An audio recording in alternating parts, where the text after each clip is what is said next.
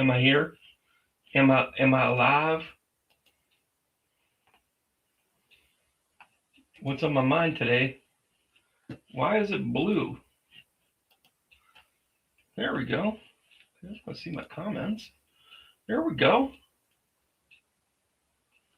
How are you guys doing? Can you guys see me okay? Am I alive? Am I here?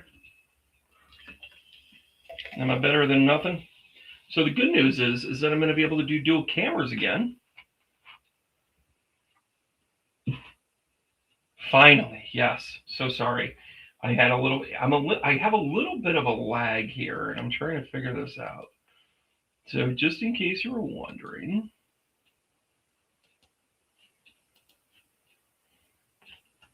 that should help. Connecting to the internet always helps.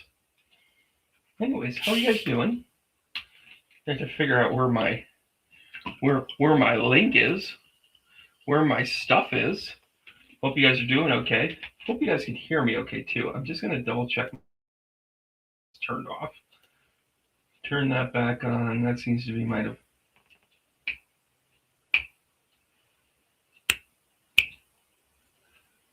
Is it this one? Or is it this one?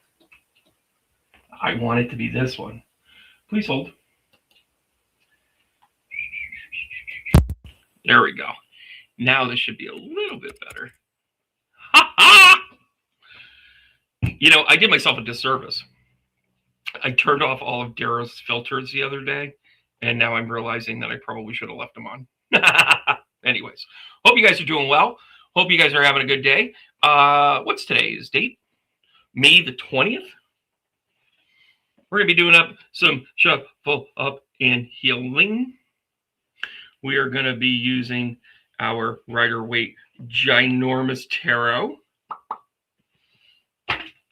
Start shuffling up those. At least get the Ace of Pentacles out from underneath there, right? Alex, how are you? Cher, good to see you. Linda, good to see you. Rachel, Allie, Rachel, Elaine, Allie, Trish. Having fun. Hope you guys are doing well. I'm also going to bring back an oldie. I haven't used this in a while. Oh, so you're probably wondering, what are you doing in the broom closet? Because that's where you keep all good editors. So the reason why, hey, is it Mary Jana Lavineski Smith? I think it's Smith. I think it's just pronounced Smith. Good to see you. We'll do some astrology here in a second. DSMO8.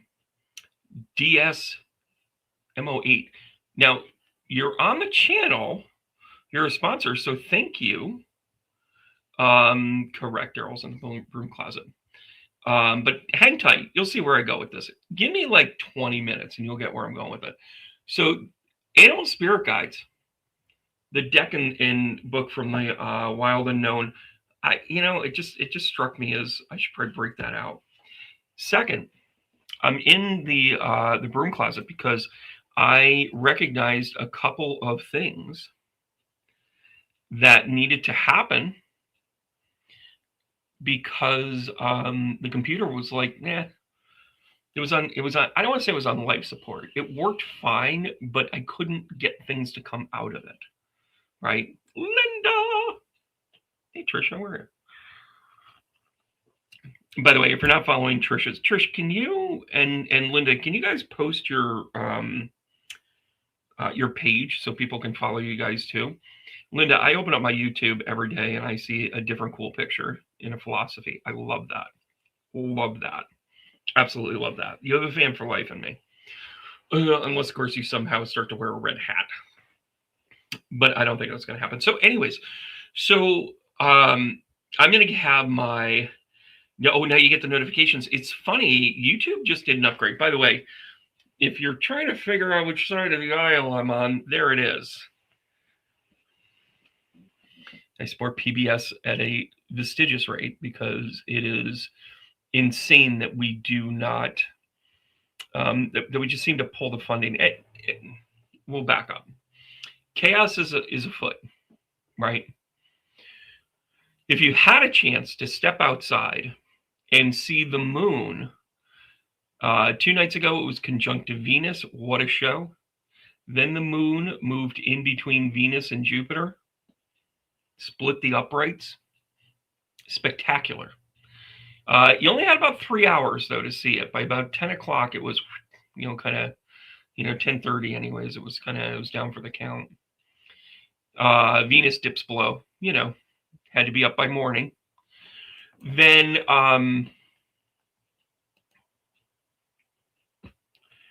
tonight we have, it actually happened early this morning, but the moon conjunct to Jupiter. All of these things are just, they're an empowerment. The moon's an emotional beast. We know this, right? So when it got connected with Jupiter, or now that it's connected with Jupiter, it's about go big, but it kind of tells the story. Astrology, tarot, they all tell a story.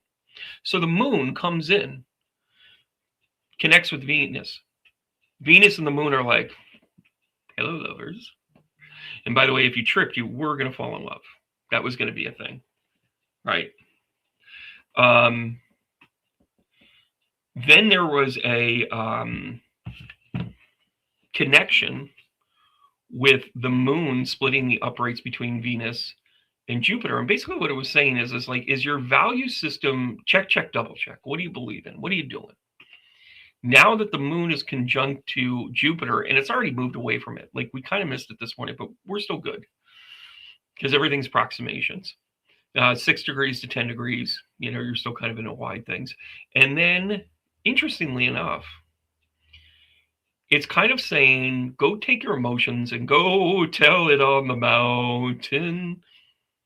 Did I just go full Gomer Pyle on that one? I think I did. What happens is that we have this interesting dynamic that the emotions made us look at our value systems. Are we happy with who we're with? Are we happy with what we're doing? Are we happy with whatever? And then it moves into this thing of okay, well, go west, young man, go hunt, go do what you need to do.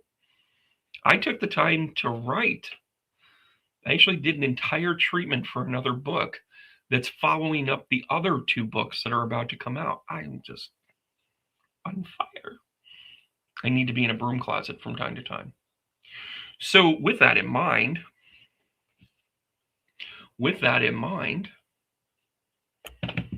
there is so much that you can take advantage from this. But we're here for one reason today. I love it. Trisha's so formal. Hey, Paula, how are you?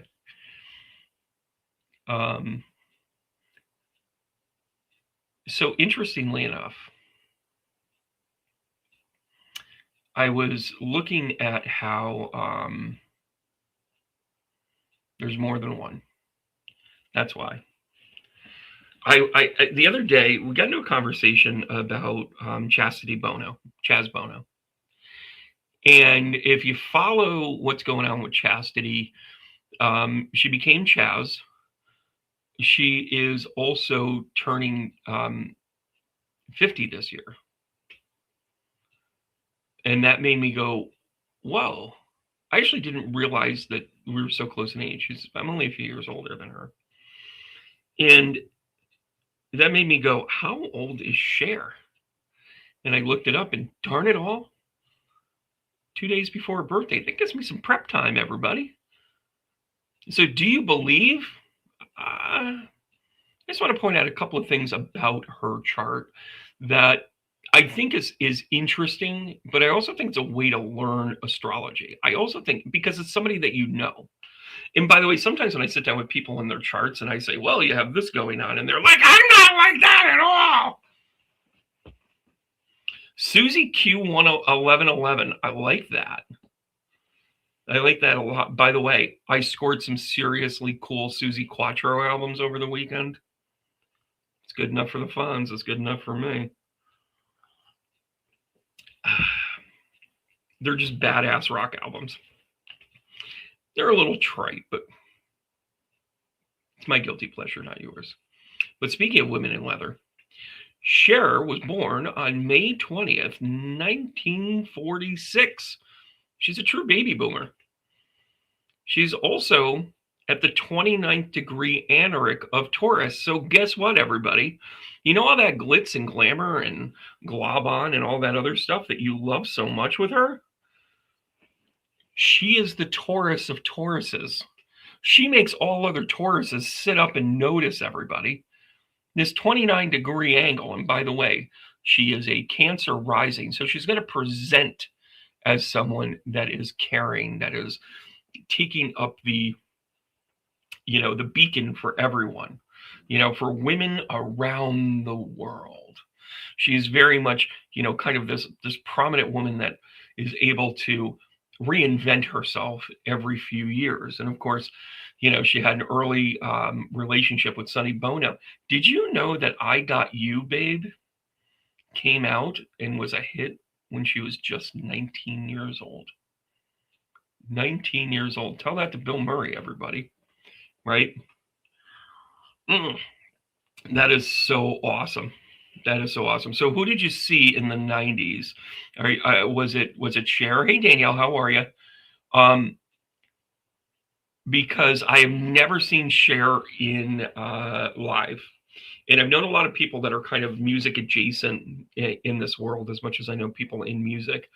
And she was here in Albany, and one of the backstage people, one of the handlers, who I've known over the years, said that she was like really cool, but if you pissed her off, your day was over. Like, she would just send you home. She'd be like, I just need you to bring me a water, and that's pretty simple, and you can't handle that, so maybe you shouldn't be here. But the one time she had to kind of draw that boundary line, there were 500 other times that she was really cool. And she didn't really care for doing autographs. And, listen, stars have those rules. I have those rules, right? I'm stupid.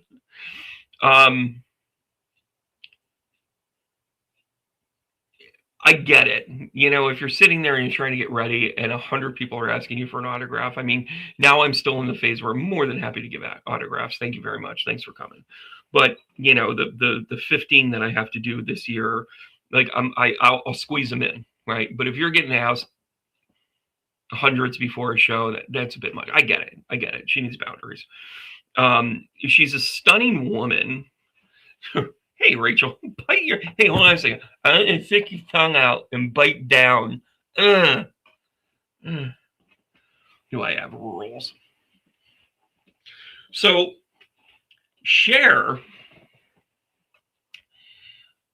has this very fascinating career because she starts out in this tandem, in this pairing. And by the way, as a Cancer rising and as a Taurus, I meant to actually look up Sonny's chart here. I'm going to do that real quick. Who, of course, tragically died on a ski slope. And of course, this is Chastity's father. So, they still remain friends. So one of the cool things, a couple of things that were pretty consistent about sharing her life. First of all, you can't not talk about a couple of things. The first thing, oh my gosh, of course. So Sonny was an Aquarius in the 5th house. So he was trying to kind of do this thing on a greater level. He was a Libra rising, which put a very kind of interesting part to their relationship because her son would have sat in his 8th house. So that's where the attractiveness is. And he was a Leo moon. So he always talked about how much he just was always going to love her, how much she was always going to be, he was always going to be her number one, person. She was never going to, he was never going to not, care and love for her because it's just who he was and based on the chart. But where she sits is in his 8th house, cusping on the 9th. So Yeah, she is a Cancer. So Sunny's 10th house is Cancer. So she was needed by him to become a star. That's interesting. I didn't really dive into those components. I really just looked at hers. But let's take a look at her chart. I wish this was bigger. I really do. So, a couple of things here. First of all, maybe I can do this. Maybe I don't need to make it about me. Does that make it any bigger? Or what if I do this? More me, less you. That's fantastic. Look at that. It's almost like we're together. How about if I do this? I guess that's better. Is that better? Or is that better? Oh, this seems to be a little bit better. So we'll stay here. So a couple of things about her chart. She is a Cancer rising. She has a moon in Capricorn. We're going to talk a lot about this because it's sitting in the 7th house. But this was actually her navigation in her love life. It's real. So, and by the way, that's my French accent for her. She had a lot of men.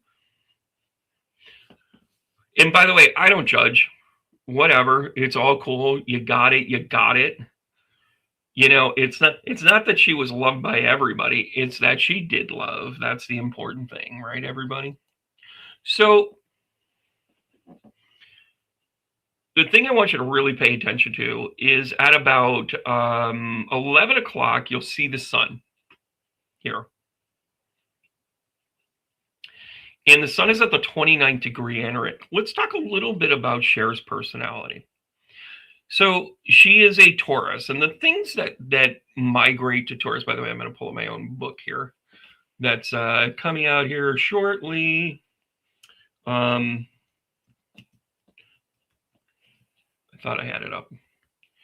So Taurus traits are a really important, thing, just like any of the archetypes of this, right?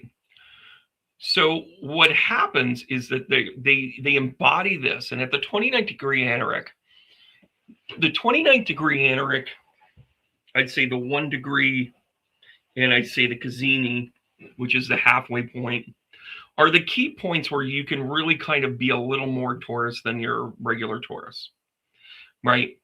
So she's all about having this, she's going to have this kind of steadiness, this emotional resilience. And by the way, of course she does, right? And as much as she was like, Sonny was a kid, he didn't really understand me, he didn't fulfill what I needed to. She painted him as a not best guy, but she didn't wholesale bash him over time. I think she did out of the gate. But she has patience and perseverance like anybody else. But she also has a level of materialism that is to never, ever, ever be denied. She's also in that resiliency. She's fiercely independent. Taurus tend to be independent for a whole bunch of reasons, many of which the world just can't meet their standards, right? Cher was fiercely independent, single often, but never for long. And she decided to really kind of reinvent herself as she goes. You could spend hours looking at all of the different looks that she had. And by the way, as a musician, I give her credit. I mean, that is something that she was able to do in a way that she just didn't really. Yeah, exactly. I love that, Linda. So, and Elaine saying she loves that about her resiliency. Hey. How are you guys? I see Opal and I see Sabrina. Very good. Boy, look at this. My numbers are really soaring. Do you guys notice that people don't find my channel anymore? I have ticked off the establishment. I think I have to do you guys do know this, that like I know how to create shock value really quick. I'm going to create one, say, the day Donald will be unalived or something. I'll make a chart like that. And I'll talk about how sad I'll be. Anyways, back to Cher. Cher has a resiliency about her. Now, if you remember what I just talked about with Sunny, Sunny's rising sign is in her 4th house, which means that, of course, she created a family with them. And the 10th house, Sunny's 10th house was her rising. Boom, ba boom, ba boom. Way to go there, Ralphie boy. She has a dynamic that she doesn't need anybody, but she could be utilized by people in a very keen way. Right? Yeah, so Stargazer L, love that. Like and subscribe. Go onto my website, tbrandorus.com, sign up for the email list. We'll stay close. A couple of interesting things about her. She doesn't have any placements in her 10th house, which with famous people, you traditionally see something. You might see Mars, like a determination. This tells me that her determination is really, truly sitting with her sun sign at the 29-degree anarch, and that she's able to tailor and fashion where she's going to go with her rising sign of Cancer. Also in her 2nd house, she has Pluto and Mars in conjunct. And by the way, guys, every 3 years we talk about Pluto and Mars getting together, and everybody's like, this is when it's going to hit the fan. This is when things are going to go down. In combination with her resiliency, this is the reason why Cher has had one hell of a roller coaster about her money. She had done things such as she had invested in movies that just got tanked, right? Yeah, that's a great point, Susie Q. That is more about her relationships are more about contractual benefit. And those relationships were more about love. And I'm not saying she wasn't in love, because I think Greg Albin kind of did it for her, but Greg was his own worst enemy. So she had Sunny, who adored her. Then you had Greg Allman that was self-destructive. And with placements like Pluto and Mars in the 2nd house in Leo, this makes her a workhorse and somebody that can generate money at the drop of a hat. She's going to plan it. She's going to, scope it. She's going to do it the way that she needs to. She also has the North Node, Venus, and Uranus in her 12th house, which makes her very intuitive. And that is sitting in Gemini. That is a hell of a combo platter, guys. That is something. And by the way, what sign is Uranus in right now? Oh, yeah, that's right. It just got into Gemini.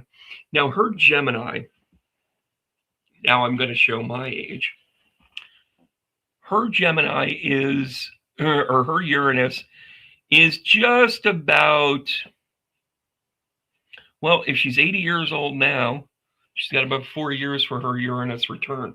I'm fascinated by Uranus returns. Yes, Sabrina, she was married to Greg Allman of the Allman Brothers. Rambling man himself, right?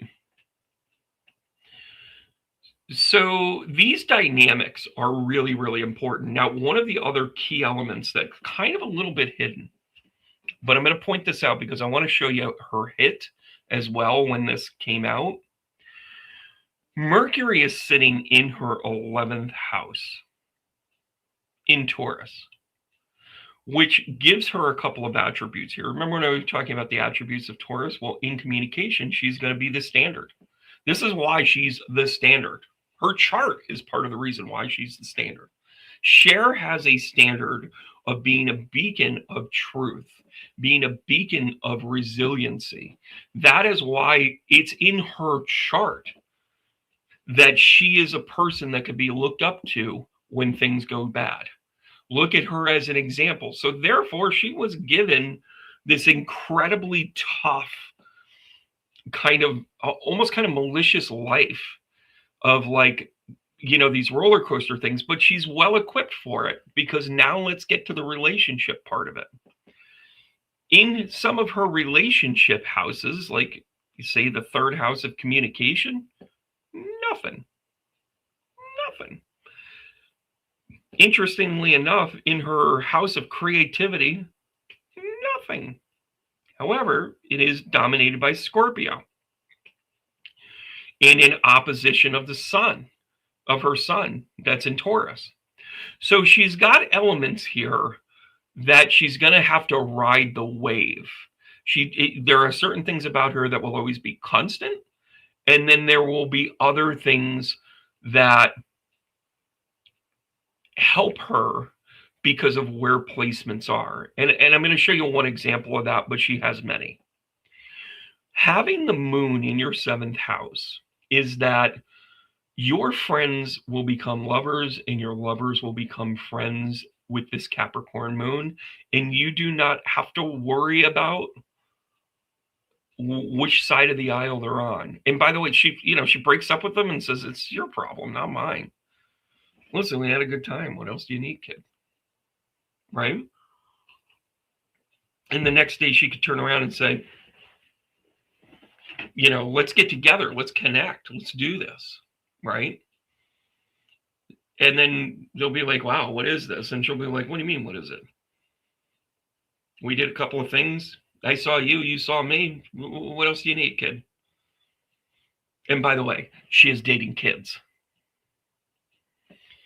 Her current boyfriend is half her age, literally.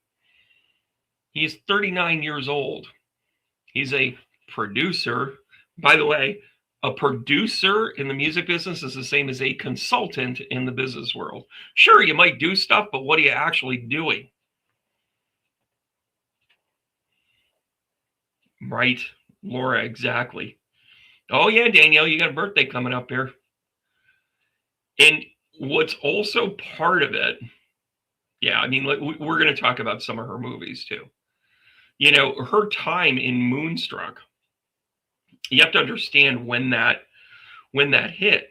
Somebody had actually mentioned it, where they said you can't really act. Well, she was doing TV, and she was doing the Sonny and Cher show. And by the way, she did the Cher show. Say that 3 times fast. And she, oh, yeah. That's a great question, Sabrina. Let me circle back there. But she came out with that in 91, 92. We're going to look this up. And do you know who directed that? Does anybody know who directed it? Moonstruck. And by the way, she had a couple of other movies. She had Mask. By the way, she ended up dating Eric Stoltz. That's an interesting one.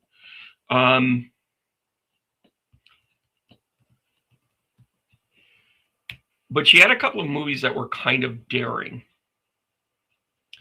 And, oh my gosh, I'm way off. Moonstruck came out in 87. Well, that's about right. I should probably make sure that I have Cher's discography here. Her film list. Because remember Mask? Mask, I think, was her first one to kind of like dive in there. But she had also been in Silkwood, which was another one that was just like in your face. Oh gosh, they worked it backwards. So Moonstruck, of course, was her biggest. How do you do? That was directed by Norman Jewison. And you're like, where do I know that name from? He's the one that did Fiddler on the Roof. And yeah, she's an Oscar winner. Yeah, it's a hell of a story here. Come on. I have to get off this page. Hold on. But she was also in Mask, tied to Sam Elliott, Silkwood. She was in a thing with Mickey Rourke that was Back to the Five and Dime, something like that. Witches of Eastwick, Mermaids, Suspect. She was in Burlesque in 2010. Tea with Mussolini in '99, which ran with her connection with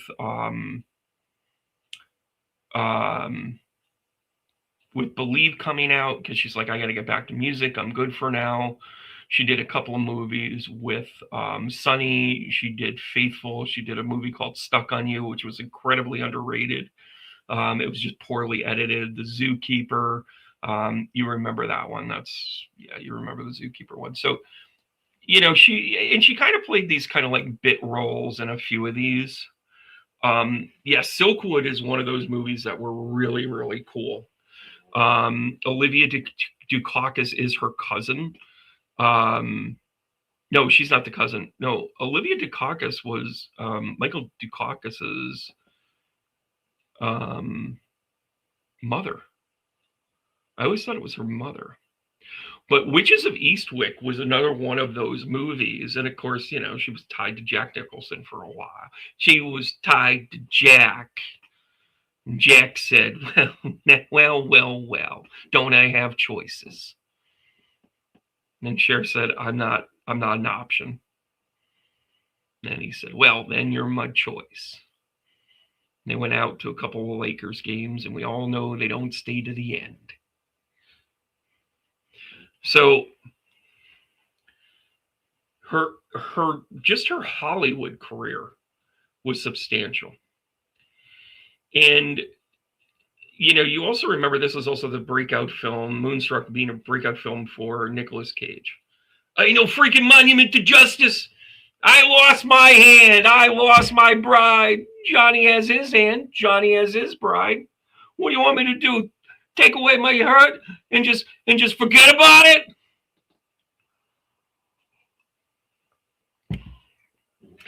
Put it on a shelf and forget about it? I'll just rewrite it as I go. I can do Nicolas Cage. So the acclaim really came through, and you saw her pivot. And one of the things that is very Taurus about her is that she was patient. All of the movies that I just talked about were over the span of 40 years. So she didn't just push it out there. And I mean, she was in her late 30s. No, how old would she be? No, she was in her 40s in the Moonstruck. And to me, yeah, you have the snap out of it scene. Yeah, you have. And someday you'll be dead and I'll come to your funeral in a red dress. She's got a lot of lines in that. But to me, my favorite scene in that was when she went through the metamorphosis of seeing herself. I think if you go back to that, her connection with the audience, and I think when she became resiliently an icon, was in the scene where she went in, got her hair done, came out, and just felt blissful because she had been seen. And the Moonstruck, the whole metaphor of that is that you can have an emotional moment with the moon. The moon is big in the sky. When it becomes prevalent, I haven't done the research, but if I had to make a guess, I'm going to tell you that there was a specific action of her moon every time she fell in love, every time she started a relationship. Venus was conjunct or trine. The sun was trying to it. Like there are things to her existence that is very reliant on what the transits would be for her to be like, hey, I need to find somebody. They were cousins, okay. I always thought that it was her son. That's interesting. Well, let's talk about a few lovers here. So you've got Sonny. Then you have Greg Allman. And somewhere in all of this, and I did have to pull up a list because I said, how could I have ever remembered all of these? And by the way, we're not going to judge here.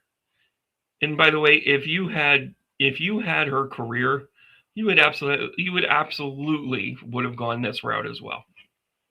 How did I change my? Ooh, there we go. So yeah, Greg Allman. It was a very toxic relationship. Taurus at the 29th degree angle thought that she could probably save him, drugs, alcohol, and otherwise. Then she sort of cleaned that up, and then all of a sudden she ends up with Gene Simmons. Don't ask. Don't ask. By the way, they were both they met at a children's museum fundraiser. Then she dated all of Top Gun. She dated Val Kilmer, Tom Cruise, a guy by the name of Josh Donnan, who I think was a producer.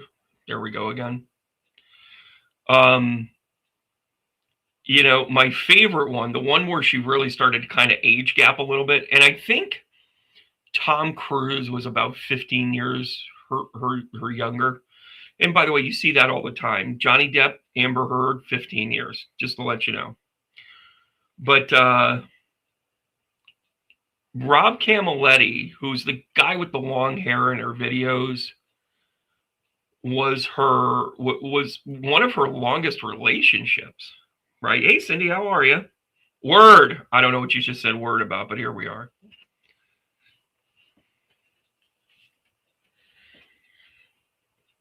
And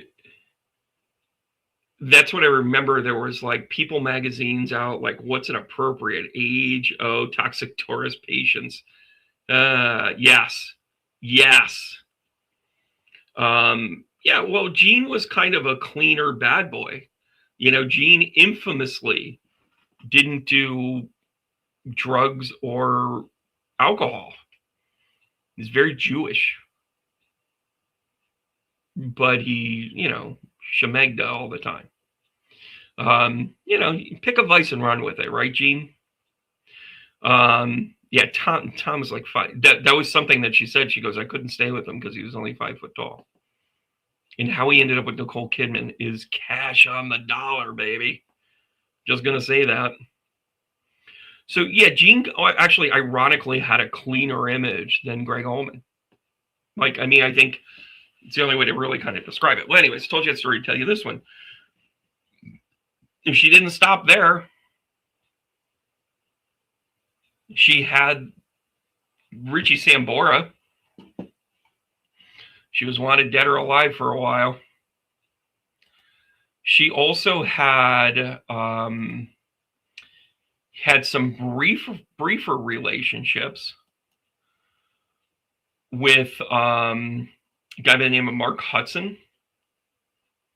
That I thought was interesting. Mark was a TV producer and was trying to get him back into some things. Ron Zimmerman, another producer, whatever. And she had like mini, oh, we're just friends, and you know, and that sort of thing.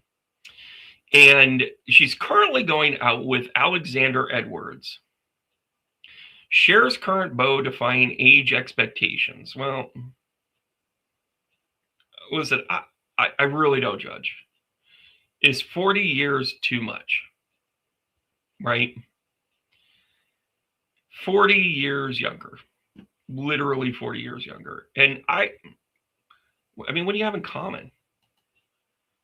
You know? Like, one of the biggest challenges I have with my kids is to be able to say things like, cool, dude. And they're like, Dad, you sound like you're 100 years old. And I'm like, I'm closer to that than you are. One of the things that makes her like a pure icon, and I want to bring this back up. It's not shown here, but her Lilith is in Sagittarius. And being born in 1946 and in her 6th house means that you nailed it, Rachel. She's a trauma bonder. She's going to find hurt, sick, otherwise, I'm going to use the word sexually deprived, but I don't want to accuse her of anything. Like, she's going to be like, you know what I've always wanted to do? You ever sex in the Eiffel Tower? Like, those are the questions, you know, a Sagittarius Lilith will kind of pursue. There's kind of like an acting out of like, let's be crazy. Let's do something insane. Let's blah, blah, blah. And then on the flip side of that, it's their biggest challenge.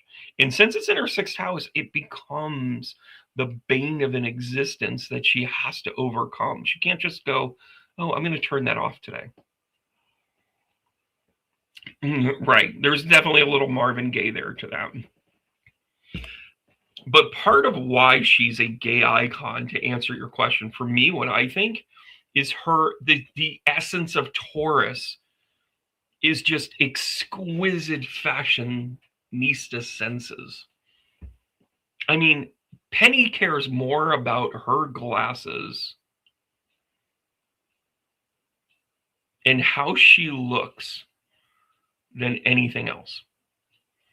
And her hair. And it's not vanity. It's that she feels connected to what, if you look good, you feel good. Right? When you get to know a Taurus personality, you realize that that external shell is important about the internal reflection.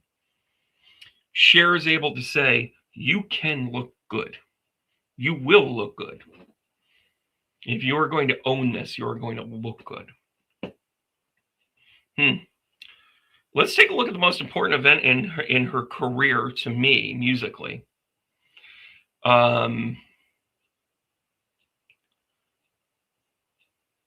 Yeah, that's interesting. We can maybe do that.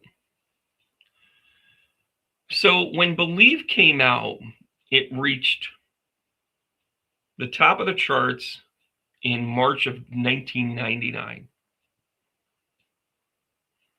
Right?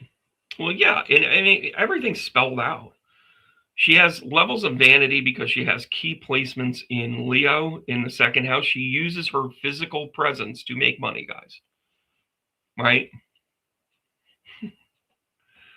She has this platform in the 11th house with her sun and Mercury.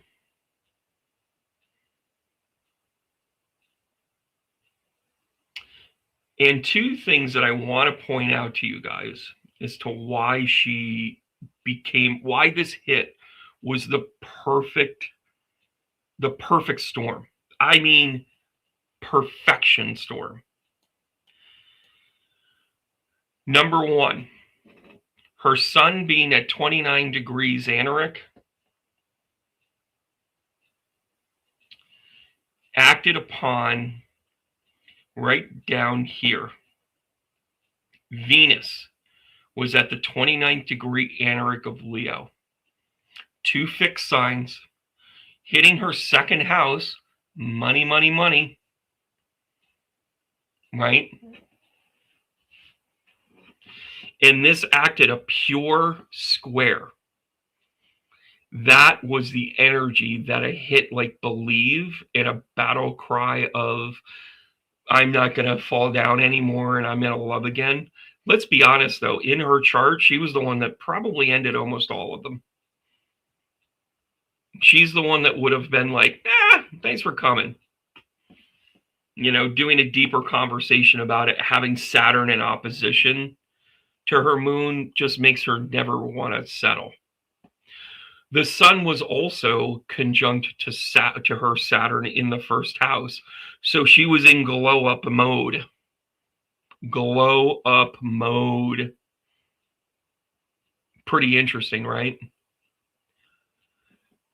And then having the sun, or having Mercury now squaring Mercury in transit at about 16 degrees, and then she was at about 15 degrees Leo here with Mercury.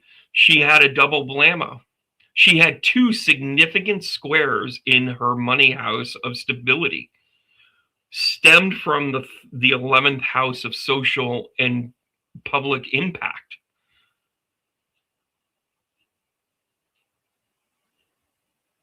So she had everything that she needed here in her and by the way, did she ever look back? Nope.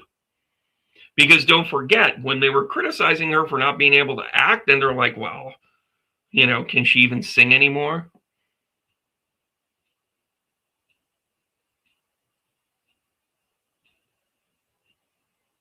Pretty cool. They wear dresses to garden, mow and lawn painting. Oh, look at that. You should look good no matter what. All right, Char, let it rip, kid. I trust you. Yeah, Strong Enough was the album. Yeah, I think it'd be interesting to take maybe to do a comparison of Liz Taylor, Madonna, and Cher. That would be an interesting trio, right? But her hit happened because she was spot on, right? She let everything kind of go. Now, and her moon was in the sixth house. She was taking care of herself. Although this is a spot in time, through the month.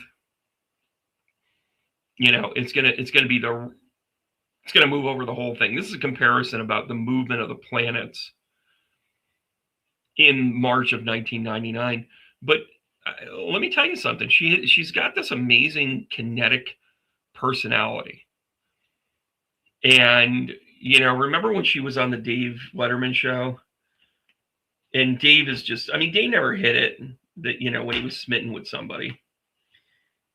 And she's like, he's like, why haven't you been here? And then she's like, well, because you were a jerk to me once. Oh, you mean she was a Taurus and held a grudge against you, Dave? Dummy. The song to intentionally feature autotune. Yeah, I don't know if that's really great. Yeah, Mamma Mia, that's another movie. Oh my gosh, I forgot all about that. Is Taylor Swift? Are you talking about Taylor Swift or Elizabeth Taylor? I think Elizabeth Taylor is definitely a gay icon. I don't know. Maybe I have to do a poll. By the way, it's just us girls here, so we're not going to answer that. We're going to answer that without some outside. Where's Jim Lanahan when you need him? You guys want to do some cards? So thank you for hearing my. Should probably clean this up a little bit. What are we doing here? We go like this. I'll go like this. By the way, I'm sure Daryl's thrilled that I'm letting all of you see her socks. It gets cold in the office sometimes. You guys know this. So we'll go like that. How are we doing? Daryl, clean up your socks. There we go. Never thought I'd say that again out loud. Sonia, how are you? Well, Susie, I'm glad you enjoy it. You guys do know that I'm a certified astrologer, right? You guys do know that when you take a class from me, you're hearing from somebody that has learned from masters of the program. This is why I have books coming out. Always look to see if your cards are in there.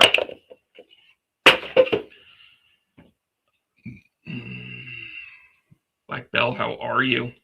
K-Yerk, what is this? All of a sudden you guys are jumping on. Oh, I know why, because I said the algorithm of let's shuffle up and heal. All right, we have a problem. Houston. I knew I should have checked to see. Oh, hold on a second. Need another deck.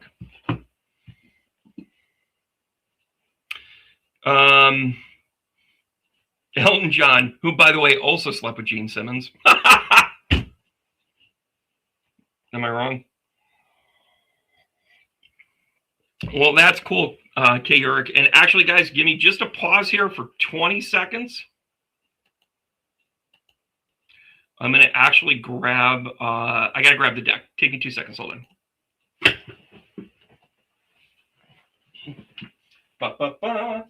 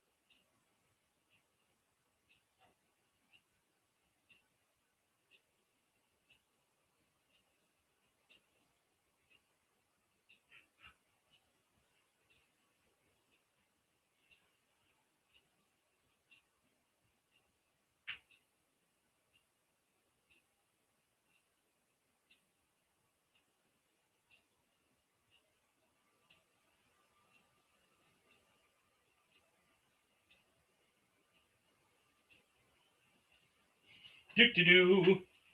Sorry about that. Do-do-do. Do-do-do. Do-do-do. Oh. I got my Air Detweiler hat. It's the Von Trapp family singers. Now performing for the last time for a long time.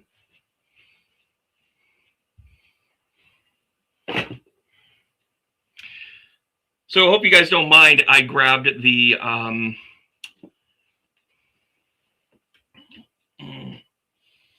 hologram cards. The tech might have been in the hat. Might have been. Proximities. Proximities. Proximities. You don't have to turn on the red light. Roxanne. Well, thank you. So, what are we going to talk about today? Who's got a question? Let's do a question. By the way, look for a new announcement. I'm going to be doing a what we call a tarot share class that will give us that will give you guys an opportunity to learn a deeper dive into tarot. Now, if you've already taken my tarot classes, you're going to be able to get it at a discount. But if you haven't taken the classes, you can buy the class and watch all the videos and then join the group. I'm just saying. Who's going to win the 500? Come on. Come on. Right? You always have a question. Good vibes. Okay. But may already be gone. Well, that's the way to go. What's up the Ebola scare?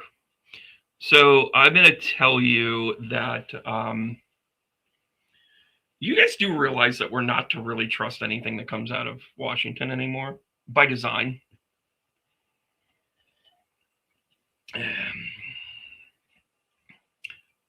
My Stone Mountain mug. Shout out. I think that there has always been, oh wow, Elaine taking on the big trip. Hey Ann, how are you? The class I was talking about was the tarot class. Don't get ahead of yourself. There we go. Now we got something. Sonia, how are you? I believe you're on the island. Business loan at the same time. Would you be reading on that? You got it, Sonia. You know what? If you don't mind, I'm going to bring it right out here so people know what we're talking about. There we go. This is how you ask a question, everybody.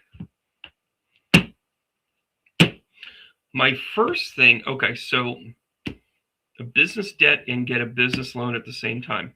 So my guess is that the debt was done through a partner, bad investment, whatever. And that's going to affect your credit rating, all that other good stuff. All right, so we're looking at the monies. We're hoping the monies come through. All right, guys, here we go. Oh, yeah, this is a new deal. So, by the way, I don't know if this is a new venture, but when the Page of Cups comes out, it means that you are about to love what you do. So it's a new, somewhat of a immature idea. And guess what? This is your debt. This is your new loan. So you're trying to balance the two mechanisms in which you're trying to get there, right? Of course, the attorneys always know how to get away with shit, don't they? Whoo! I got to give you what the cards give me. But hold on a second.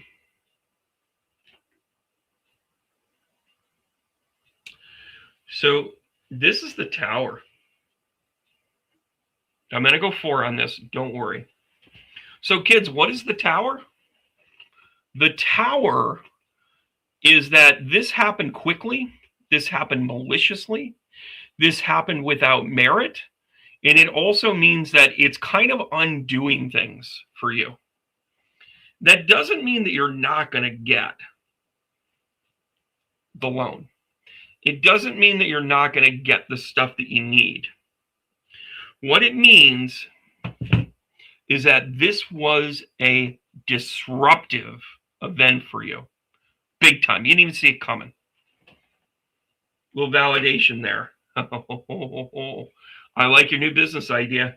I don't know what your business idea is, but when the star card comes out, I want to tell you this. So down here, you're like new venture, got to balance it, the day-to-day stuff, right? I don't care what you do in business, you got to be an accountant. I don't care what you do in business, you got to have some marketing understanding. If you're going to be in business for yourself, this Two of Pentacles is an absolute must, right? But we are the dreamers. We are the music makers. This Page of Cups is you got good ideas. You got good, fruitful ideas, right? This Tower is somebody worked against you. But shall we rise? Because the Star card comes out like a big double middle finger to whoever tries to get in your way. Let's do a little card flipping here with the with these guys. I want to call them the hologram cards. So you've got the Moon. Look at that. It is the Moon, also known as the Bridge. I think you're solving a problem with your businesses, by the way. Like, I think you're attacking a challenge, a problem, maybe innovation, maybe just something that people haven't seen, right? Oh, yeah, you're not going to like this at all. This is a Judgment card, and it's a 2.0. Along with the 2, this just means it's another chapter for you. You're going to be tighter with your money, or you're going to use it differently, right? To me, the 2 is like you're going to recreate yourself in a new way, right? What are we pulling here? Oh, yeah, here we go. We're getting major arcanas here. I pulled the Strength card, right? Maybe we should do Kelly Clarkson, because whatever doesn't kill you makes you stronger. Oh, a Pentacle card, the 4 of Pentacles comes out. This is good growth. So you're moving towards stability. That doesn't mean that you can't rock the boat. Rock the boat, baby. Right? You are solving problems. I help the underdogs. Sonia, send me a message. I know people. The Moon is sitting here saying, you dreamed this up because you saw a problem and you wanted to solve it. The balance here is you saying, well, I'm between two worlds. I got to have a reality. I got to have a product, right?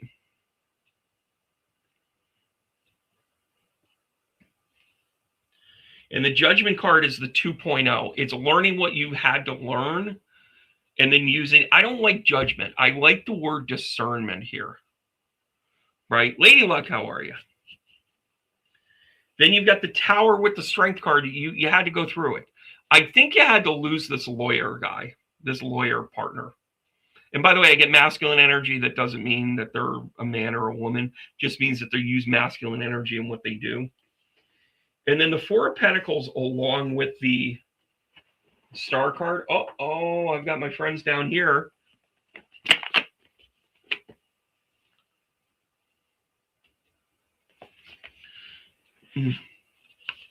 This just means that you're going to go back to a very stable thing. The 4 of Pentacles is kind of like you're not going to lose again. You might be a little cautious because you got burned. And listen, if you're trying to expand, that's not the best card. If you're trying to get back onto your feet, it means you're going to become stable and you're never going to have to go back there again. Right? Yeah, this Tower is his toxicity, by the way.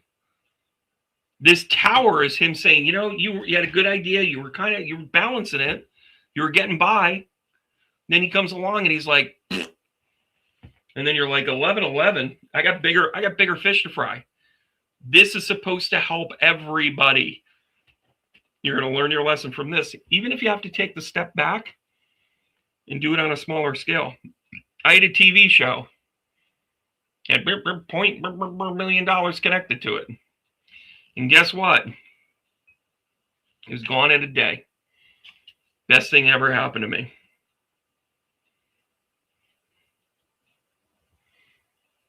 Right?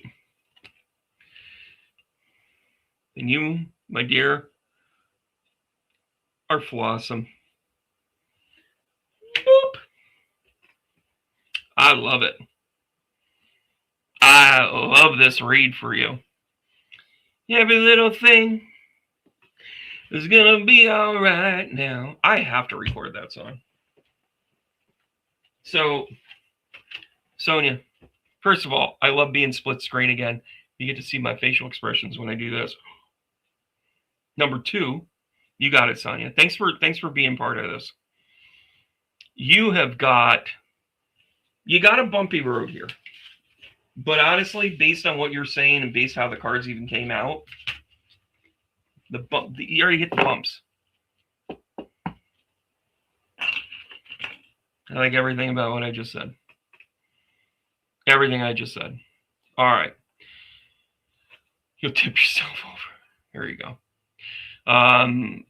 Ladylike, I see you there. Let me do a little review here. Diane, how are you? I think I inadvertently, I'm streaming this to my personal page by accident. Oh, thank you. Like Bill, I'll read this out loud. Brandon's classes are extremely informative. Always learn something new. You can sign up for the weekly B. I do a class every Tuesday at noon, and then I get the recordings up, although I'm holding back on the recordings because I'm setting it up so you guys can binge watch these because they all go together.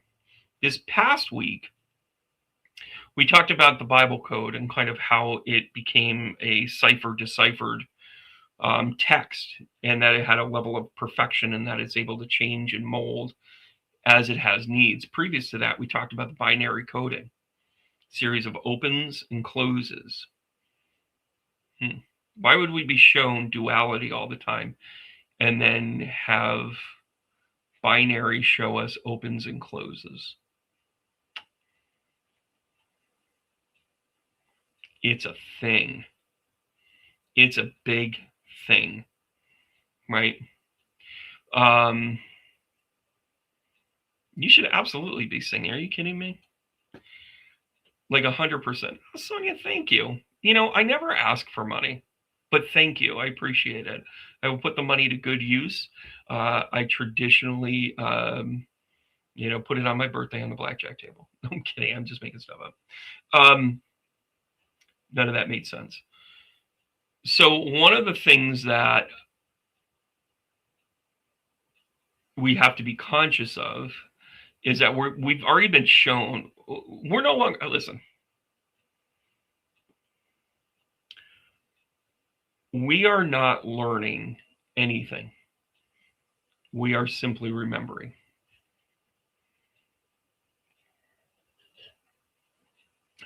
That is something very different. And I think we need to respect that.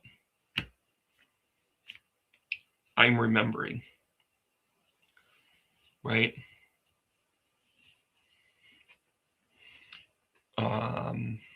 Yeah, I see you there. Saw you in Latham last week with your dad. What'd I do with my dad?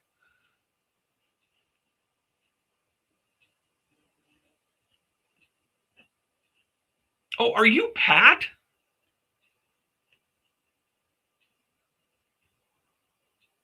Or are you Pat? No, Diane. Oh, yeah, you are. I just put that all together. Small world. You're the best. So good to see you. I just blew your cover. Remembering. Yeah. And let me tell you something. This is a good... I love it when I run into a pit. Yeah, I get you, Diane, I get you. I see you now. Yeah, we're alive and kicking. By the way, we cleaned that up, didn't we? Oh, my gosh. In the minute, let me tell you something. That man, Dad, how you feeling? Not feeling great. Got to go to the doctors. All right, let's go to the doctors. All right, Dad, let's grab some lunch. What do you want to? What do you want to eat? Let's go get fish fries. Kills me. He kills me. He's a beacon of health, everybody. By the way, the leg hasn't grown back, but he's still there. I was next door at Vascular. Oh, yeah, Diane. Yeah, I get you. All right. All right, here we go. I'm going to go here. Define small business. Oh, a lot of business stuff right now, huh? How's my future going to be? I've been helping a friend out with this place at a small business, but I don't know how it's going to go. All right, so we're going to drill this down and let's talk about your involvement in the business, right? This will be fun. All right, Alex, here we go. The one cut shuffle. Boop. Rachel, I see it. Don't go anywhere. Oh, how about a business contract and planning card? So this is Alex. This is his friend. This is Yoko, who fucks up everything every other time. Celebrate good times. Come on, this could be a grand opening. This could be hey, we got to take the world by the horns, everybody. We got to be awesome sauce. How's that business going to be? Oh, we got the Queen of Pentacles. I am the prize here with this one. I think if you gave them money, you're going to get your investment back. Whew. This is a great read. You might think that it might not be the best thing. It might not be in its current form. But let me tell you something. This has got some success to it. You got 2 3s, leads to the 6. The Queen of Pentacles is right here. Holy Toledo. By the way, this adds up. This adds up to a 13, which is a 4, which is foundational. This is what they're doing. Now, part of this is also an indicator that they might just be owning their job. You know how, like, the reason why it's so difficult for small businesses to succeed is because you own your job. Like, it's the only way to describe it. And it's not necessarily everything that you love, but it is something that is incredibly important. 3 of Swords. We shall reveal this. We shall reveal this. Something's amiss.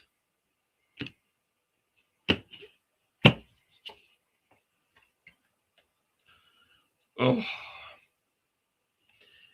With the 5 of Cups. Oh. Got the 3 of Swords, the 5 of Cups. Alex, get your money back now. The 10 of Swords, or the 10 of Wands. This is a rough reading, Alex. And the 2 of Pentacles. Not a complete disaster. But remember when I said these guys are going to own their job? And that it's not necessarily a passion, but it is something that they're going to be like, well, we make a living. Well, are you building a life? The lights are on. That's what this spread is to me. Because I think that they might have started a business, and again, planning, but it came out of some level of tragedy, or it came out of some level of, maybe they got laid off, maybe they were put in a position where they couldn't work full time anymore, whatever it is. Then you have the celebration, like the attitude is good, but the 5 of Cups are here. And the 5 of Cups has the 3 cups fallen over and the 2 cups. In other words, they're going to have some losses here, but those losses are going to be necessary, right? Then you have the Queen of Pentacles. covered by the 10 of Wands. Now, the 10 of Wands is not the disaster that it looks like it's always just a burden. Although burden is part of the conversation, it's also taking on more than you can handle, right? But it's also kind of like organizing all the problems. It's organizing things.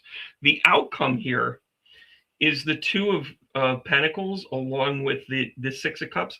This to me tells me they're going to be okay, but I don't think this is like, this is like a 3-year business, 3 to 5 years. And I think that it has more to do with their and then they'll be like, well, we did what we were supposed to do, and here we go. Is this food related? Is this a restaurant, Alex?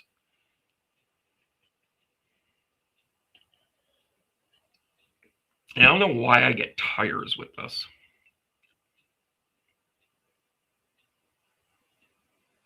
Anybody? Bueller? Alex? By the way, I once took an acting class. I took one acting class. It was drama. You dropped in at the drama department. Outdoor store, camping, fishing store. So streaky, right? Anyways, in that class, I learned this.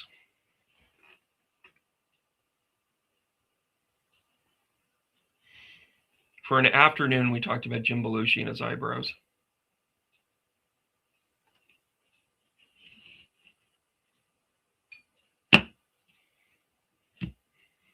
Monica, I love the question. I think I'm going to wrap up. Yeah, the food truck thing is there. It's almost like they have, maybe what I'm feeling here is something portable. Maybe they need to be portable. Maybe they need to go where the fish are. Rainmaker. So they got money here. Like I said, I think they're going to do okay, but man, do they have some challenges. And if you invested in them, say, I expect some return. I'm not trying to bleed you poor. I gave you money to get you money, right? Yes, they did.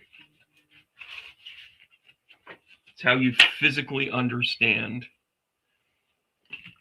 how to paint pictures. Alex, thanks so much for coming on. I appreciate you. I'm going to do one more. Monica, I love your question. And I think we're going to tackle that there as well. Mm-hmm. By the way, half of the class, like when they would go to raise their eyebrow, they would do this. I can't. See, he was a talent.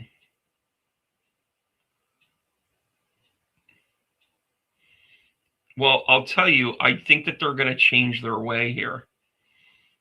I think they're going to be okay. But it's going to be one of those things that they're going to be like, we need to kind of like do something different. That would make sense.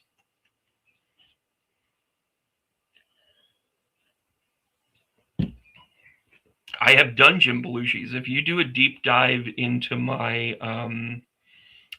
old, you guys realize I have over 600, 700 videos out. Rita, don't knock it. Rita, don't become my agent today. Rita's not my agent.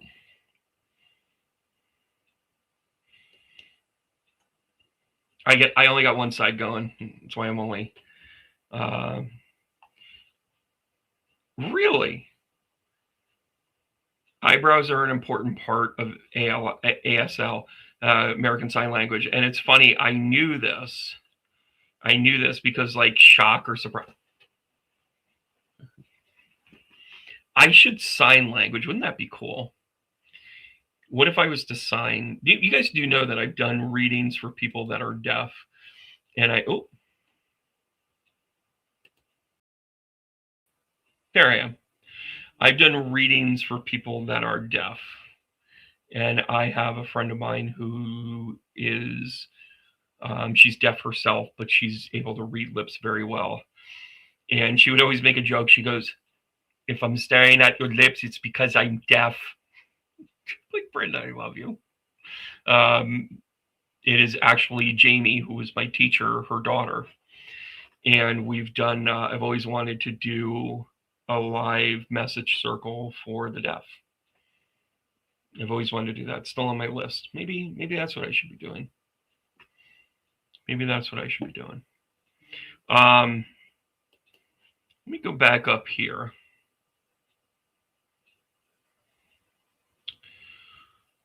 That could be a tough thing to approach. There, Diane. Rachel, coming to you, kid. I have to find what you wrote. Could you write again? Recent issue.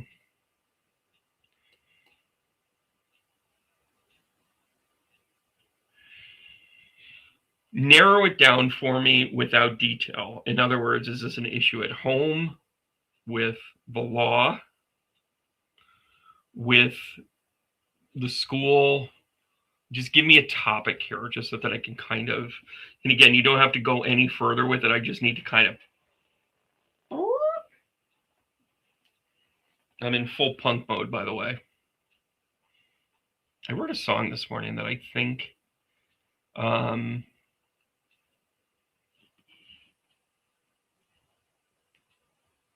that's interesting. Thank you for being on the website. Medical and loss. Okay, I gotcha.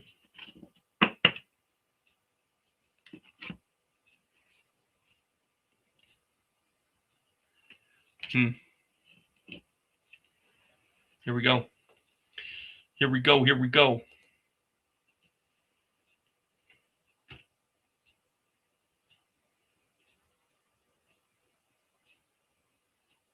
Who's the D?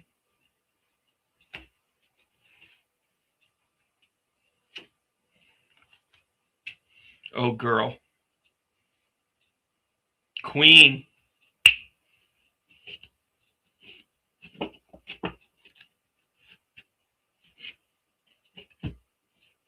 It's the firest airy card there is.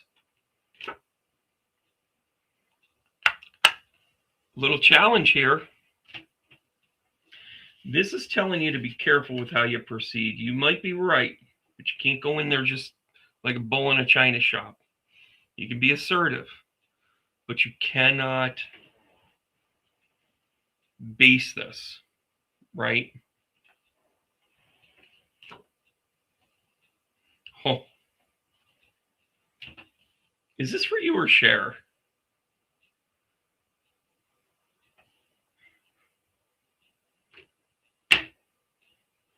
This card wants to be out. New way to do it. So I want you to understand that you're dealing in court cards, and you're dealing in strength, and you're dealing in court cards and a major arcana. So what this is telling me is that this is a firmness, but I also think that you're going to bring peace to this, because as much as the Queen of Wands is the no bullshit, let's go kick ass and take names, there's also a part of this that allows you to kind of be, you're going to command respect. You're not just going to walk in there and be like, whatever, which is why the Page of Swords is in reverse here. This is telling you, yeah, you're right, but just because you can doesn't mean you should. Kind of like if a tulip grows in the middle of your driveway, you could mow it over, but should you?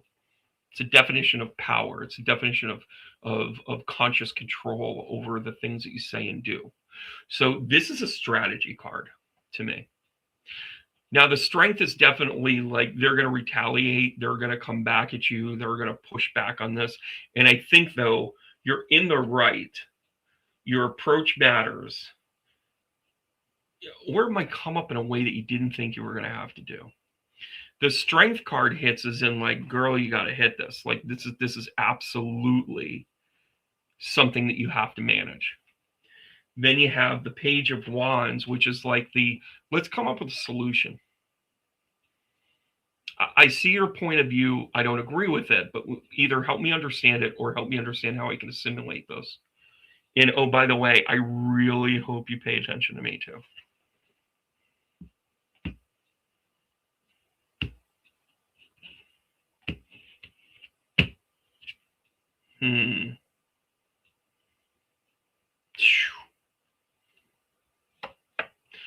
Queen of Swords on the Queen of Wands.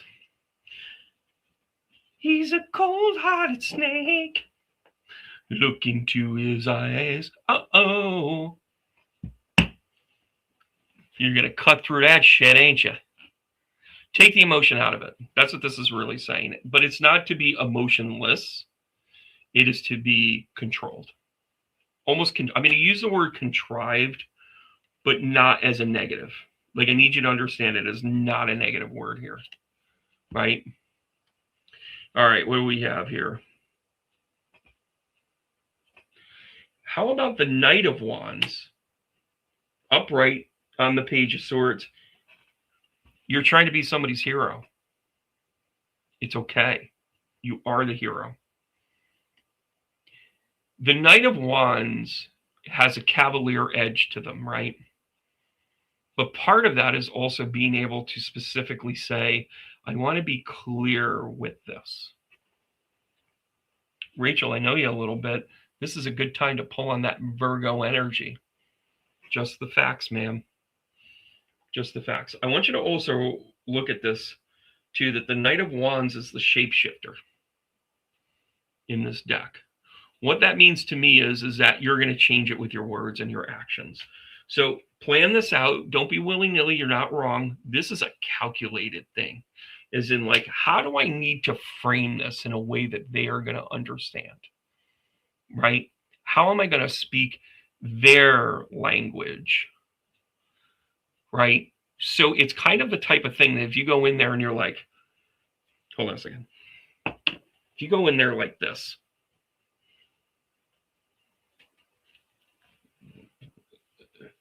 if you go in there like a folk, I need to talk to the manager and,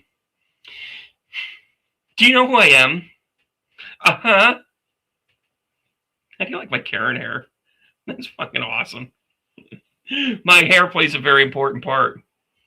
If you go in there like that, it's going to be a disaster. Nobody wants to hear it, Karen.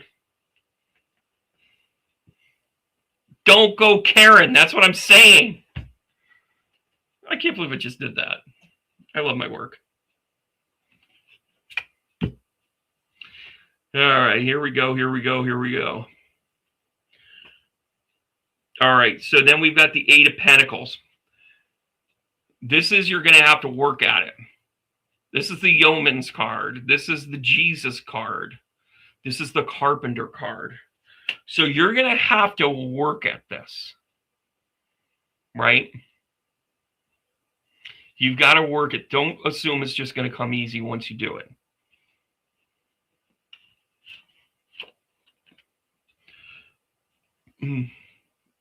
Why don't we have this? Oh, yeah. The veil to be lifted, the Star card.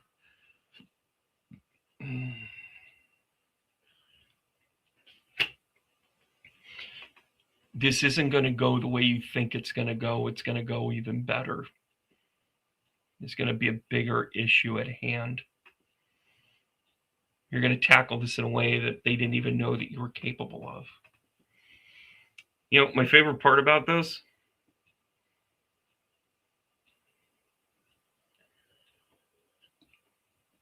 if you play your cards right, you are going to drop trowel on this in a way that it will change their dynamic.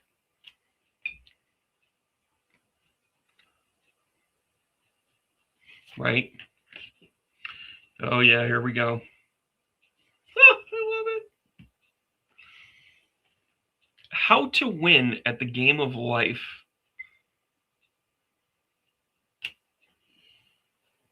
You know what that's telling you, Rach? This is telling you that you're destined. There's this to me is the equivalent of like a Wheel of Fortune card. Oh my gosh. No one should feel like a McDonald's drive-through. True story. And listen, this is about you saying this is what I need. And I do have a rant on this because I have to address this because it's a thing. Rachel, I think you're going to hit this. I think you're going to do great with it. And I just want to do a little bit of a rant, and then I'm going to take on that question that Monica, posed there. I really like that about she's tackling the Ebola thing, but how it's going to go. I want to approach that a little bit differently. But Rachel, we all know you got this. We all know that you got this. So one of the things that I've been hearing a lot, and I have just been subjected to this too, is how we are treated by our medical professionals. I have an example of somebody that was a little late for an appointment, got canceled. I've been going there forever and a day. Had an example of another person that wanted to change their time and they didn't want to be inconvenienced, so they sent them a letter to find a new doctor. Another one they just had too many issues kind of all happen at once. And by the way, most of the issues were caused because of some other decisions that were made by the medical professionals. And I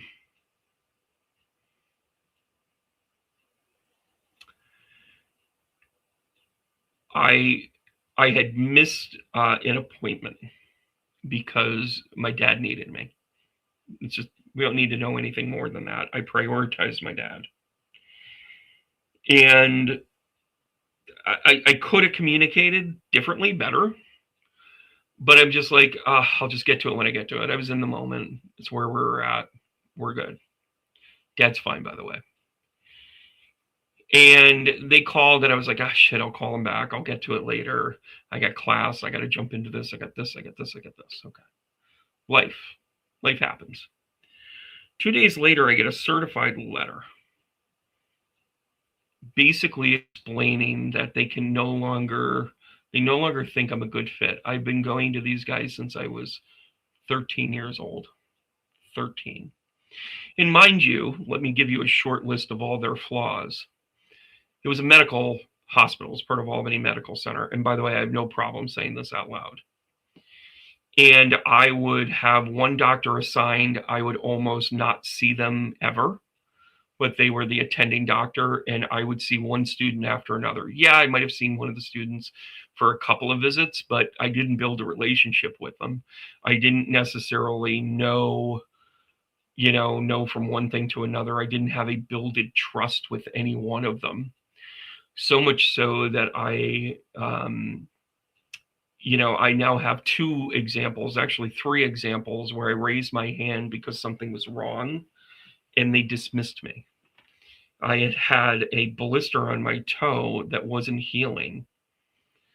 And I went in there and it was a pinhole.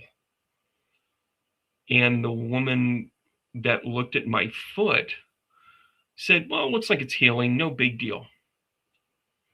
And I said, but you don't understand. Like, I've had a hole in my foot for like a month and a half. And she completely dismissed me. Completely.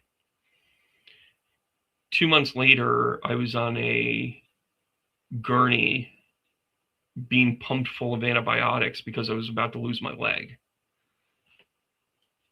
Because not only was there an infection growing, my body wouldn't seal the wound because it was infected. She did zero due diligence. Zero. Then there was the time that I was going in for a physical because I felt it was important that I just I'm always here on emergencies. I want to get a physical. And the doctor came in. She let out one of these exasperated sighs, like a, well, you have sleep apnea. And I am going to suggest and schedule your write-up for bariatric surgery because you're going to be dead by 40. Definitely. Like, I don't know how you're going to live beyond. You certainly don't have much time left.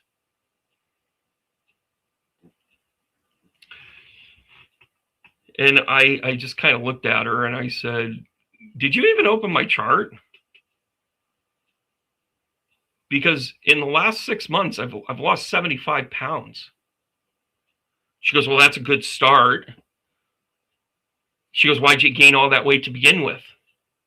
Because, when you're fat, you're the problem.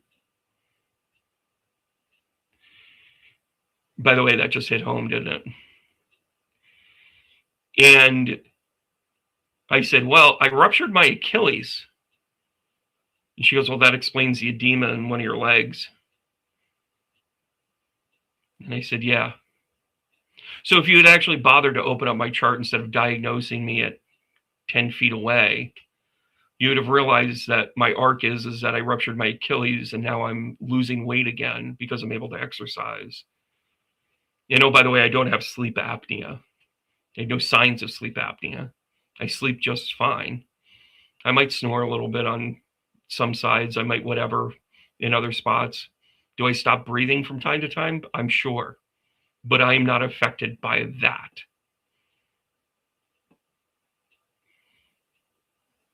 And she was a doctor that was covering a shift, and you could tell she was pissed. Turns out she was the director of bariatric medicine for Albany Medical Center. She was just looking for a client.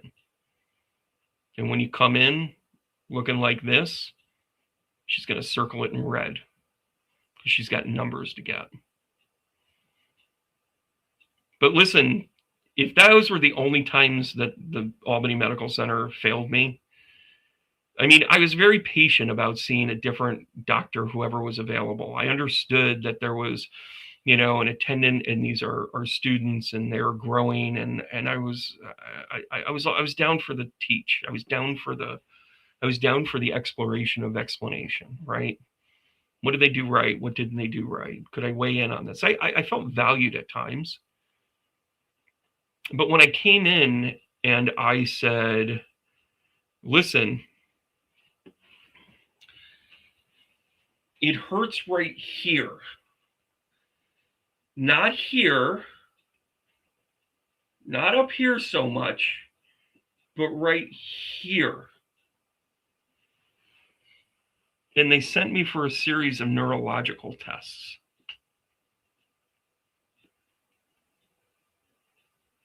They'd also scheduled me for a proctology appointment. We were steady for a while. They ran a series of tests, and of course, when you're diabetic, you're the problem.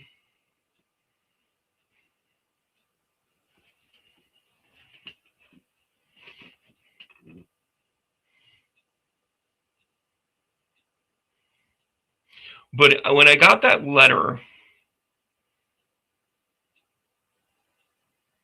I started to piece back that this wasn't about a missed appointment. It was about when I landed off a plane after my gallbladder had gone completely sideways. And I went to the emergency room, and the hospitalist, who arguably did everything right, poked me like the Pillsbury Doughboy, and I went, he said, we're going to give you some good juice here, and we're going to call the surgery team because I have a feeling we got to go in there and get something. He didn't say what it was yet. And as I was sitting there doing the paperwork, they said, well, you have a mild reaction to penicillin, sulfuric penicillin, so it looks like we can give it to you, but we have to be cautious that you might develop a rash and whatever. We'll avoid those if we can. I said, okay. And it says here, allergic to GLP medications. You're not on any of those, are you? Yeah, I am. Oh. Well, what are you taking? I explained it. She goes, well, that's like a GLP adjacent. So maybe that's why they thought they could kind of get away with it. And I said, I'm going to need you to print that out right now.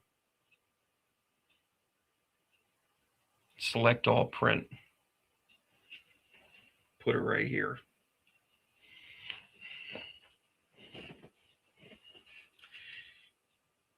The attendant who was checking me in looked at me and kind of went, I hope you're going to be okay.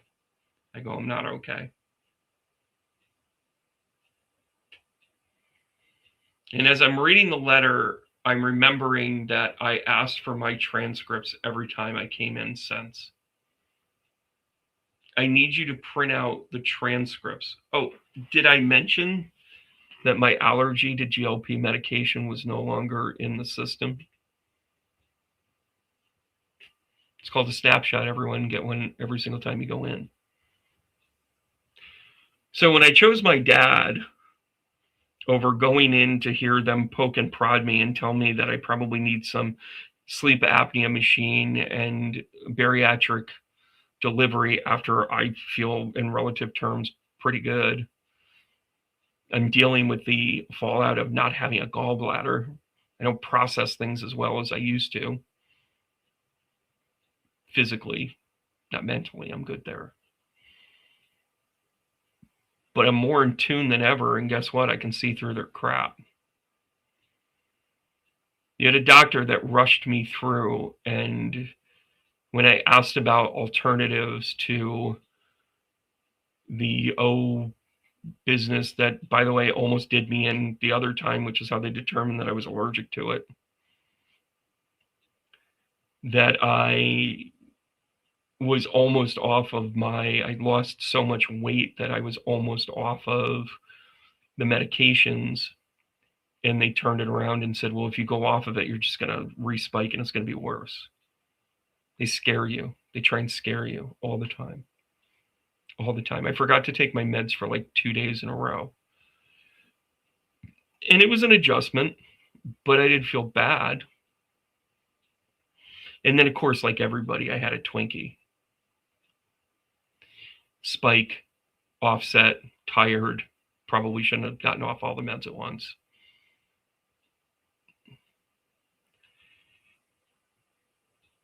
What I understand now is this wasn't about, we now live in a world, thanks to the orange mushroom dick, where our medical facilities are looking for ways out because their burden is so high they can't run risk anymore. Everything about medicine is risk assessment, guys. Everything. Do you take Advil? Well, here are the drawbacks. It could affect your kidneys. Well, your kidneys are strong enough, you're young enough, you can take the hit on the kidneys, but you need the pain relief for it. Our choice, knowing full well that there's a choice here, that you're going to take the Advil knowing that you might have a little bit of a kidney setback long term down the road, whatever, but we're kicking the pain down the road. Tylenol, it's your liver, right? Any medicine that you take has a pro and con to it. It's an assessment value every time. A Band-Aid is an assessment value. Do you need to cover this or should you air it out? It's a legit medical question, right? One of the problems that we have in this is that the answer seems to be in a lawsuit. They checkmated me into the only move that I have is to ask them legally why they did what they did. That's not who I am. I mean, they failed me for 30 fucking years. And I still went back to them because I think it's a human exchange. Oh, the intern looked at my toe and didn't think I should check to see if there's an infection in there.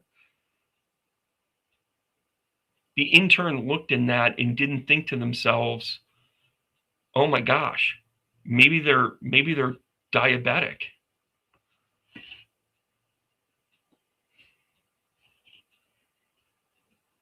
I'm all for having a teaching moment, but let's go back to the one that missed it.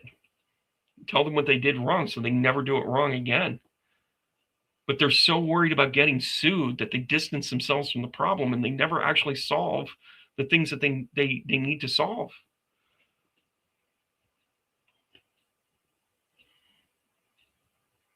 I'll never forget it. It was Memorial Day weekend, 14 years. How long ago was this?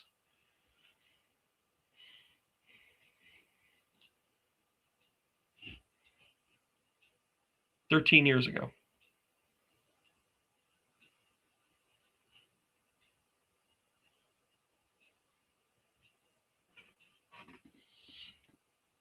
No, was he 15? How old's my kid? 2011. He turns 15 this year. So it was 14 years ago. And I, taking the kids to the ocean, first time, putting their feet in the sand. Got the picture holding up Xander with his feet. He's laughing and giggling. Martin, Cheyenne. We're all just having a great time. No, this is in 2012. Right before Eric. And I'm running into the ocean, having a great time. And then I cleaned out my toe, put some Neosporin on it because that's the only tool I got. I get home, had a gig, backing up Kim, who, by the way, just released her own YouTube channel. I'll share it with everybody. She's great. And we're playing a dive bar in Waterford. And I look down and my leg is just killing me. It's just fucking killing me.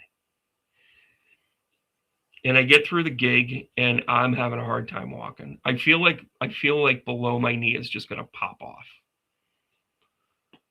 And I look down and there's a red line all the way down my leg. Well, I'm Mr. Brave. I wait till the next day. I go to urgent care and they go, you gotta go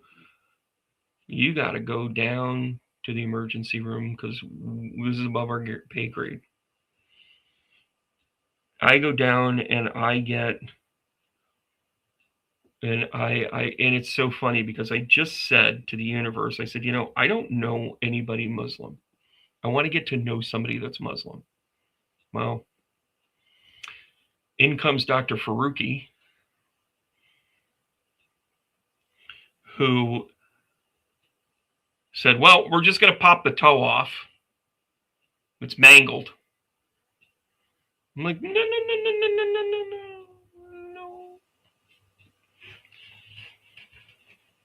And I remember a few weeks before all of this started, I'd gone to see a band called Rain, which was a Beatles cover band, amazing.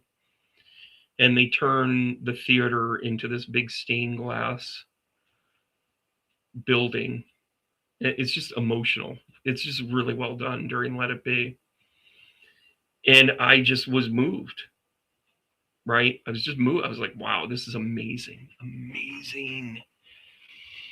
Well, I get into an argument with the podiatrist. He says, well, we can maybe save the toe. Maybe. And I said, oh, we're going to do that. He said, we're going to have to put a PICC line in, and you're going to have to take antibiotics intravenously for 1 to 6 months, depending on how long it takes. Because you have osteomyelitis and it has already eaten most of your bone. But we have to reverse that before we can fix it without taking it.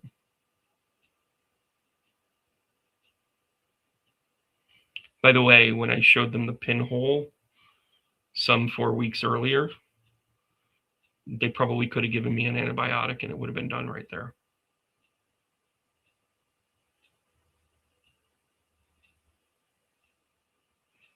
So my stay in the hospital was insane. And by the way, at this point, I was actually doing mediumship. They were coming to me and they're like, we have to put you through this. And I'm like, okay. I met a man who needed a serious heart surgery, and he was 3 years younger than me. And he says, hey, I heard you talk to dead people. I go, who told you that? He goes, the nurses. They all talk about you. I go, the nurses. Hey, am I going to die?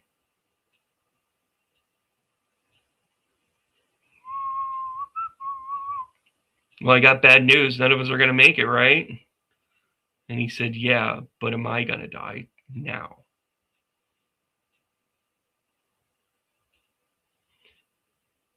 Wouldn't it be a blessing Yeah, I made a lot of mistakes. I want to do over.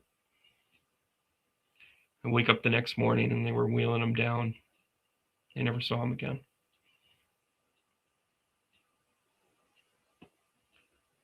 But the profound thing for me, and by the way, if you've ever had a PIC line put in, it is a dicey proposition. It's dicey. They literally put it in over here. Do I still have it? I'm starting to get chicken flab. I don't like that. We got to hit the gym again, everybody. The nurses did not have a thing for me. I think that they thought it was cool that a medium wouldn't know that he was sick. Didn't you see it coming? I did. I raised my hand and I said, please. And they said, you're fine. And so finally, I'm in the hospital for a week. It's Friday afternoon, and they said, we're going to put the PIC line in, and then you can go home. I'm like, thank God.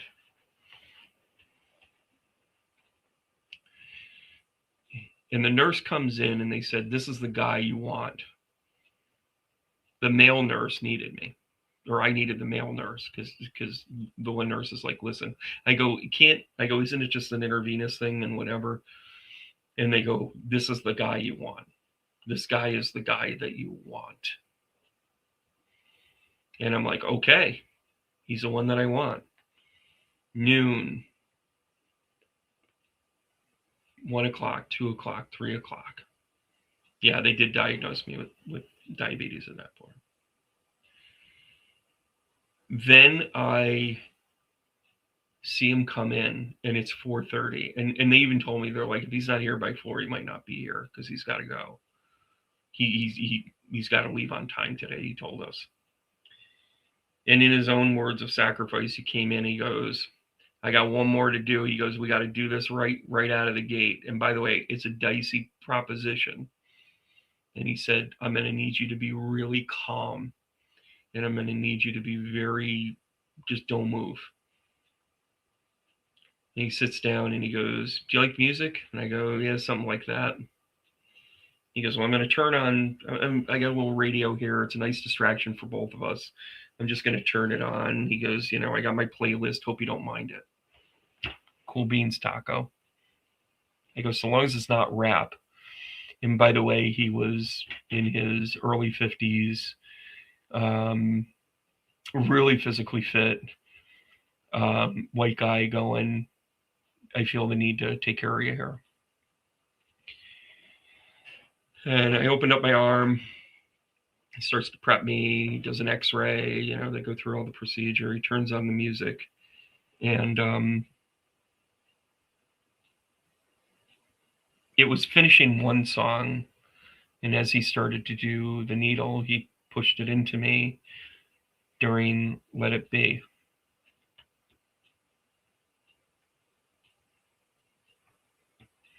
I had been emotional 2.5 months earlier and didn't understand why.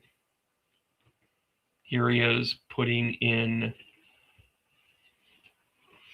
a PIC line that was either going to save me or lose my foot. I still have both my feet. Spoiler.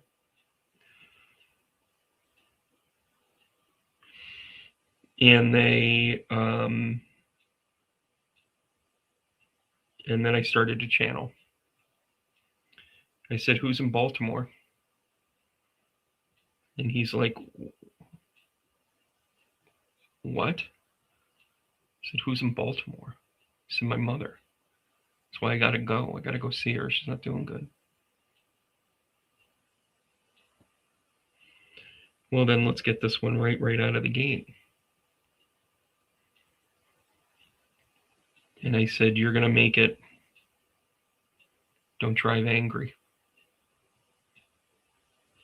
I looked over and he had his bag and he had a diet soda, a sub. You could tell he was just going to hit the road and not stop. But he took a minute to make sure that I got the PIC line in the right way, because who wants to be there all weekend? And he knew he was the best. This guy knew he was the best. Well, I said, "You're going to make it, don't worry." And he says, "How do you know that?" And I looked at him and he goes, "You're the medium." I said, "I am." He said, "You're going to make it. Don't hurt yourself. Don't push yourself. Don't be dumb. Drive safely, but don't wait." Then he did a flush, and I felt the weirdest sensation I'd ever felt in my life. If you've ever had a PICC line, you know what's going on here. He set me up with the x-ray. He took the x-ray. He goes, "We look good." And I said, "Go." "Well, we got to sign off on the thing." And I go, "Just sign it and go." He took my card. I had cards back then. And he laughed.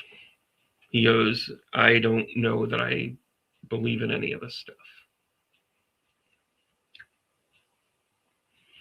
I heard from him 2 months later. And he said, "Hope you're doing well.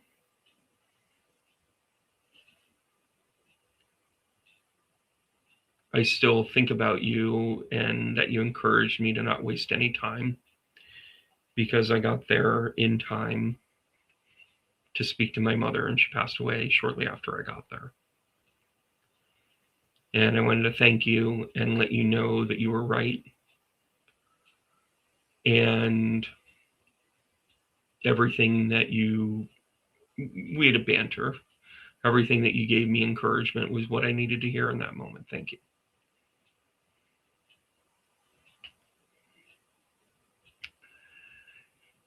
I replied to him. I thanked him. I said, "You did a great job too." Unfortunately, they ended up taking the PICC line out, and we had to abate the toe. I didn't lose the toe. They abated it. And this podiatrist, this Muslim podiatrist, thought he could put in a cap in it that made it look like a cone. 3 operations later,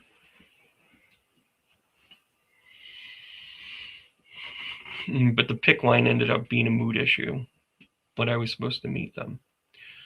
My point is that I never looked at my path with this medical center as a "you need to fix me." I never thought that they, even though in the moment they would be like, "You did this wrong. You were angry, you have this disease, you have this weight issue, you have these, you know, and I'm still sitting there with pride going, "Do you smoke? No. Have you ever smoked? No. Do you drink? No. Not at all. Not really." I mean, I did everything else right. I like food.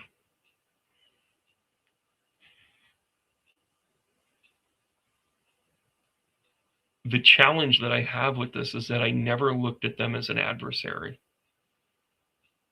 but they told me who they were because I became their adversary, because I asked them for help and they failed me. And then I look at other relationships that I've had in my life where they failed me greatly. And I never turned them into the enemy, but they turned me into the enemy. Here we fucking go again.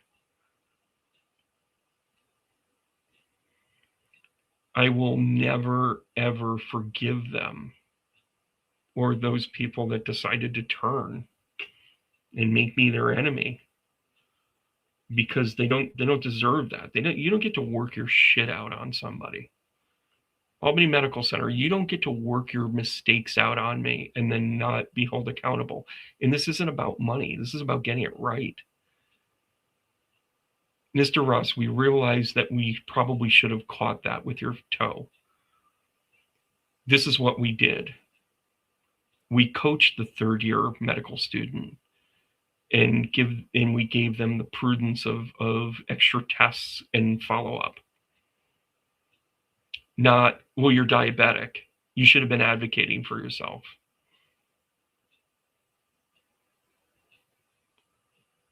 What?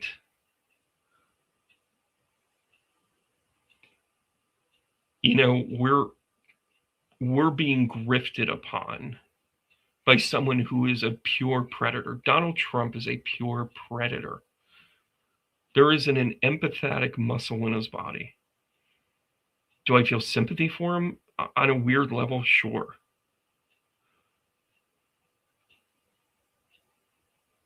But you can't correct the action when they don't think they've done anything wrong. This is a dangerous, dangerous precedent in who we are as a people. Because as many times as I had a nurse step up, and by the way, it's always a nurse. Just put that in your back pocket. I've had 2 to 3 other things where they just went sideways on it.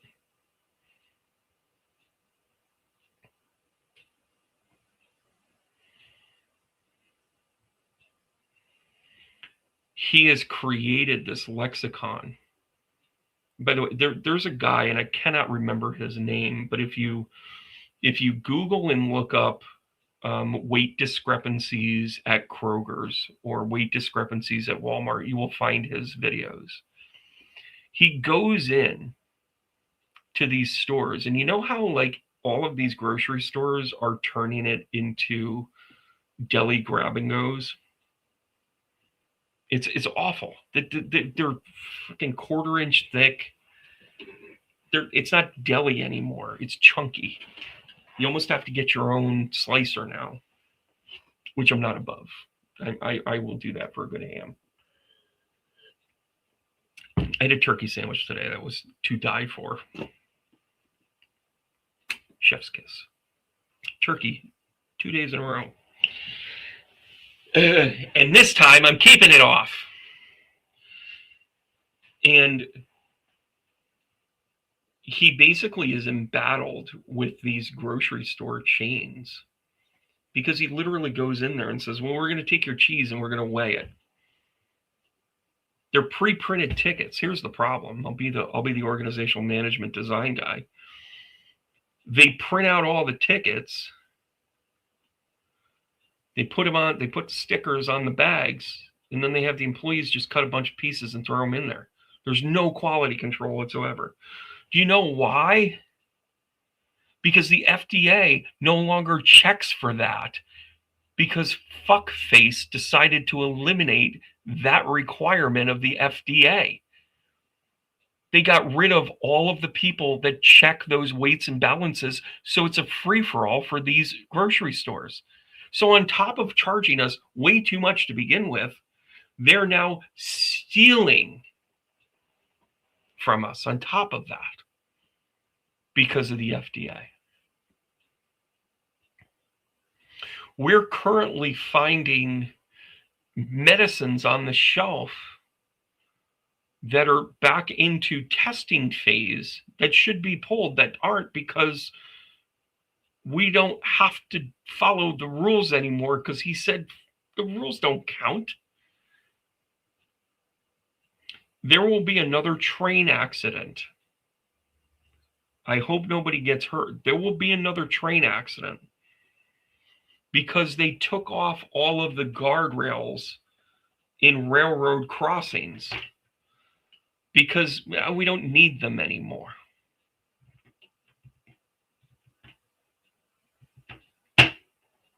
Local authorities are empowered to enforce the law because he's too busy ignoring it.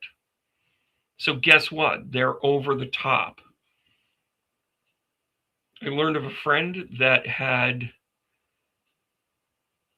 was going 7 miles an hour over the speed limit and got a ticket. 7. My 30-year-old got a jaywalking ticket. More to come on that later.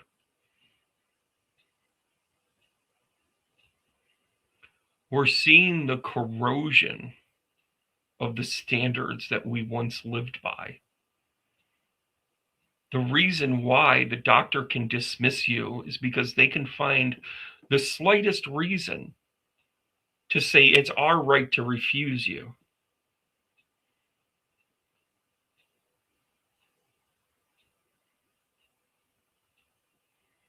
The reason why these people need to be deported is because we don't spend the money on the court systems necessary to manage the needs of the people. That's why we have an immigration issue.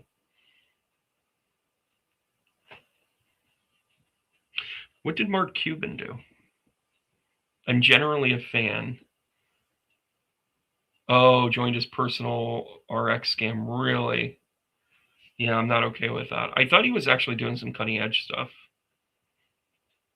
But you know what, though? When you look for guidelines and you look for governmental guidelines, I'm telling you, I've known people that make a living off of following guidelines. They don't have jobs right now because they don't have to follow them. Right? You don't have to have standards anymore. Like, it's a dismantling of things. And then when somebody comes back in and says, we're going to government again, we're going to govern again, then they'll be like, well, government's in your shorts. We're going to have all of these things be whatever. Why do we need data centers? Data centers are the worst thing for the environment that we've ever thought of. He joined RX with Trump. Really?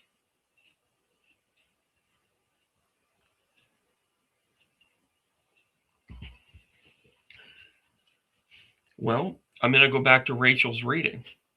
Don't we have to speak in the language of the people we're trying to convince? And listen, Mark Cuban's like, I would never vote for that guy because I know who he is.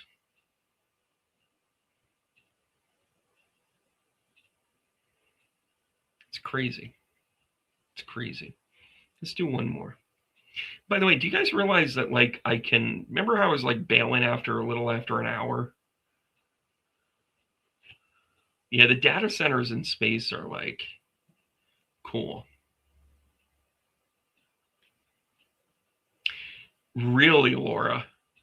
KPMG just got out of governmental auditing so they can do management consulting instead of compliance audits.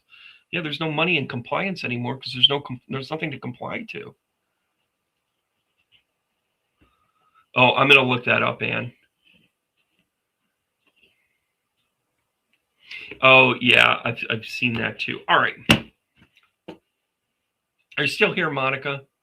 Little bit of Monica in our feed. I just do that. I'm so sorry. That was awful. Monica, you had asked a question about the Ebola virus and how it'll go. And by the way, I just put my bias right out there, didn't I?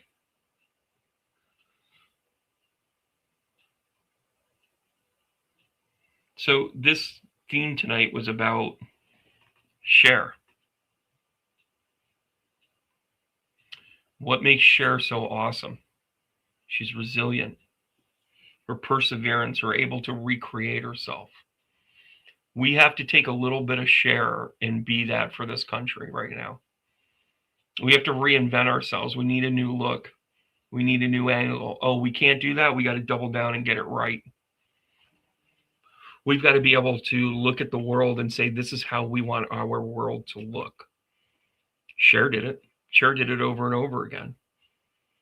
You know, maybe her philosophy in this is she needed a lot of mates to get herself there.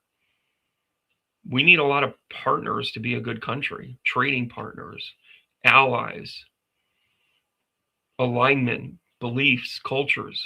We need it all.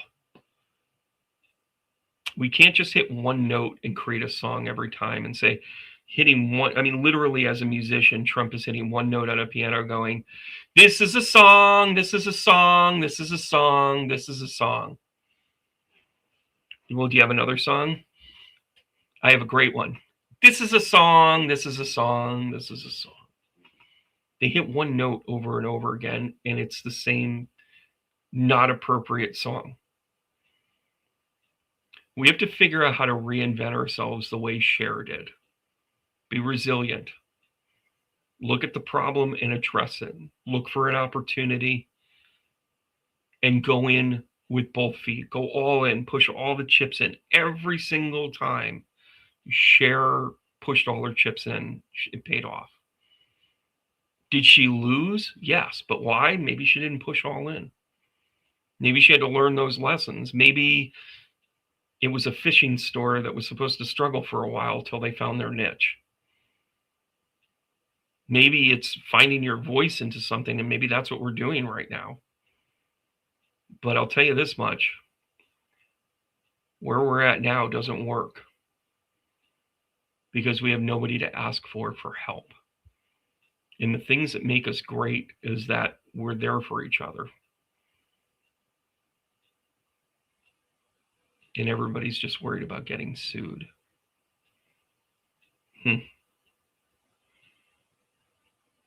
All right. Did you restate your question? So let's take this and say,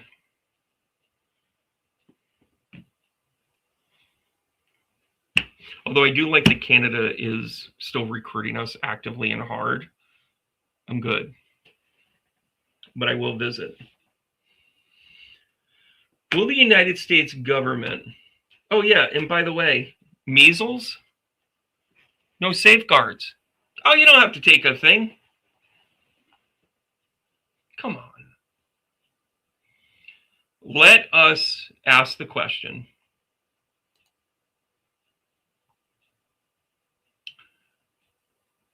Will the United States government address the health needs of our country again? You see how I did that? By the way, we're going to find out that Cher is mostly formaldehyde.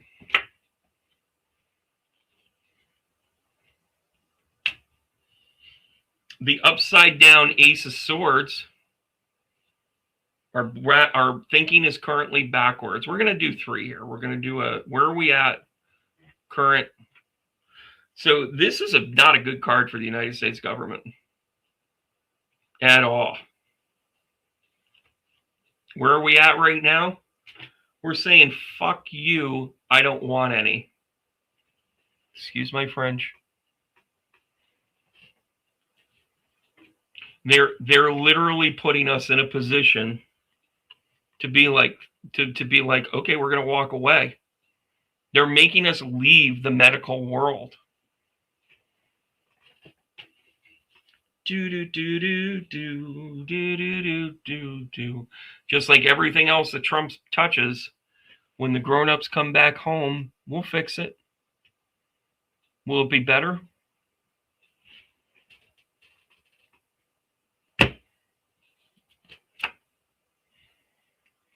Seven of Chalices.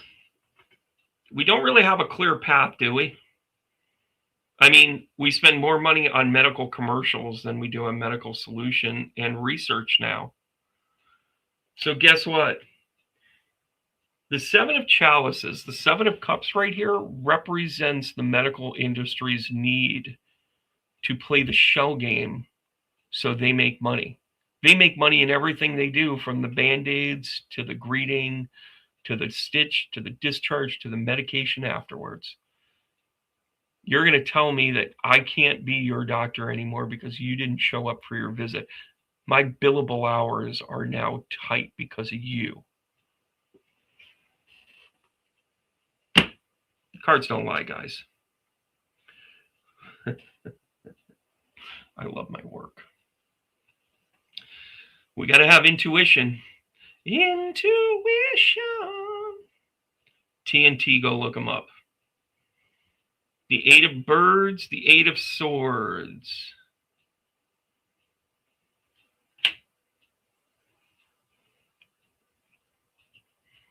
Well, class, what does that tell us?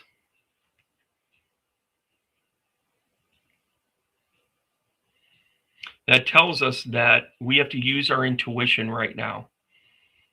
The medical industry is noise. You have to intuitively vouch for yourself. You need to intuitively ask the next question. You need to intuitively say, this is what's good for me. Maybe this is pushing me in a direction where I can work with a naturopath and actually lose that weight and keep it off because I won't be subjected to a medication loop. Spirit's always got me, guys.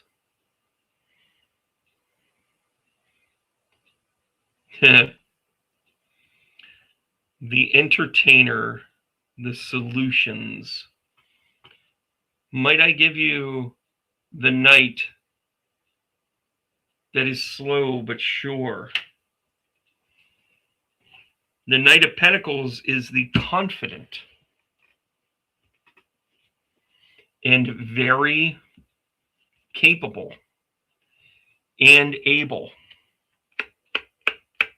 solution.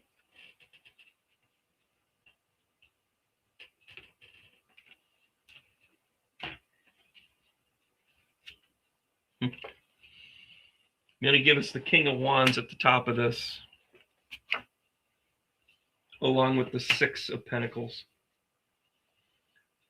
This is about somebody actually taking charge of this and using it for good. The Six of Pentacles is about balance. We're going to be a business and you're going to be taken care of. Whew. Let us go here.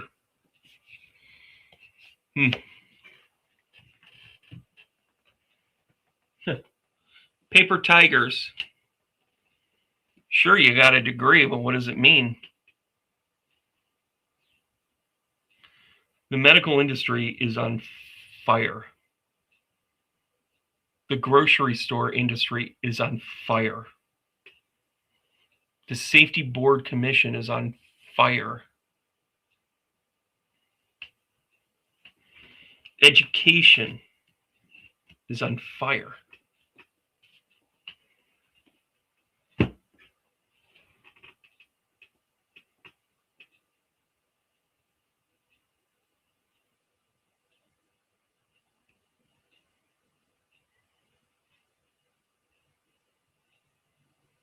Did he really? Hey, if there's an idea out there, he'll break it. He'll ruin it.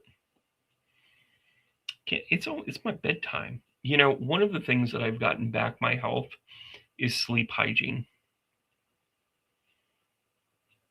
It's a thing. Something I can control, something I can do intuitively. Tired of feeling like crap? We're going to be okay. Will this happen in our lifetime?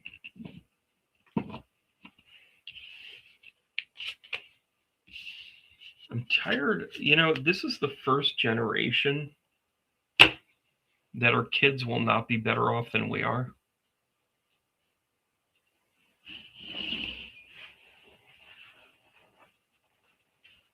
This is the first generation that will struggle, that does not have a clear path to home ownership.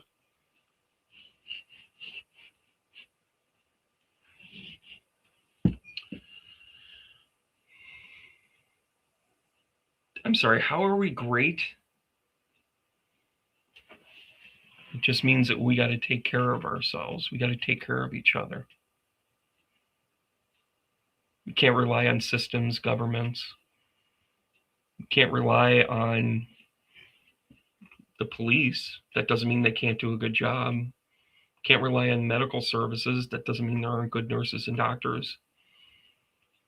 We can't rely on school boards to make proper decisions because they're manipulated and they've given away the farm already. What you do have control over is discernment and making decisions on your own. This is how we win, guys. Take back our power. Heart taps. Keep going, ladies and gentlemen. Keep going.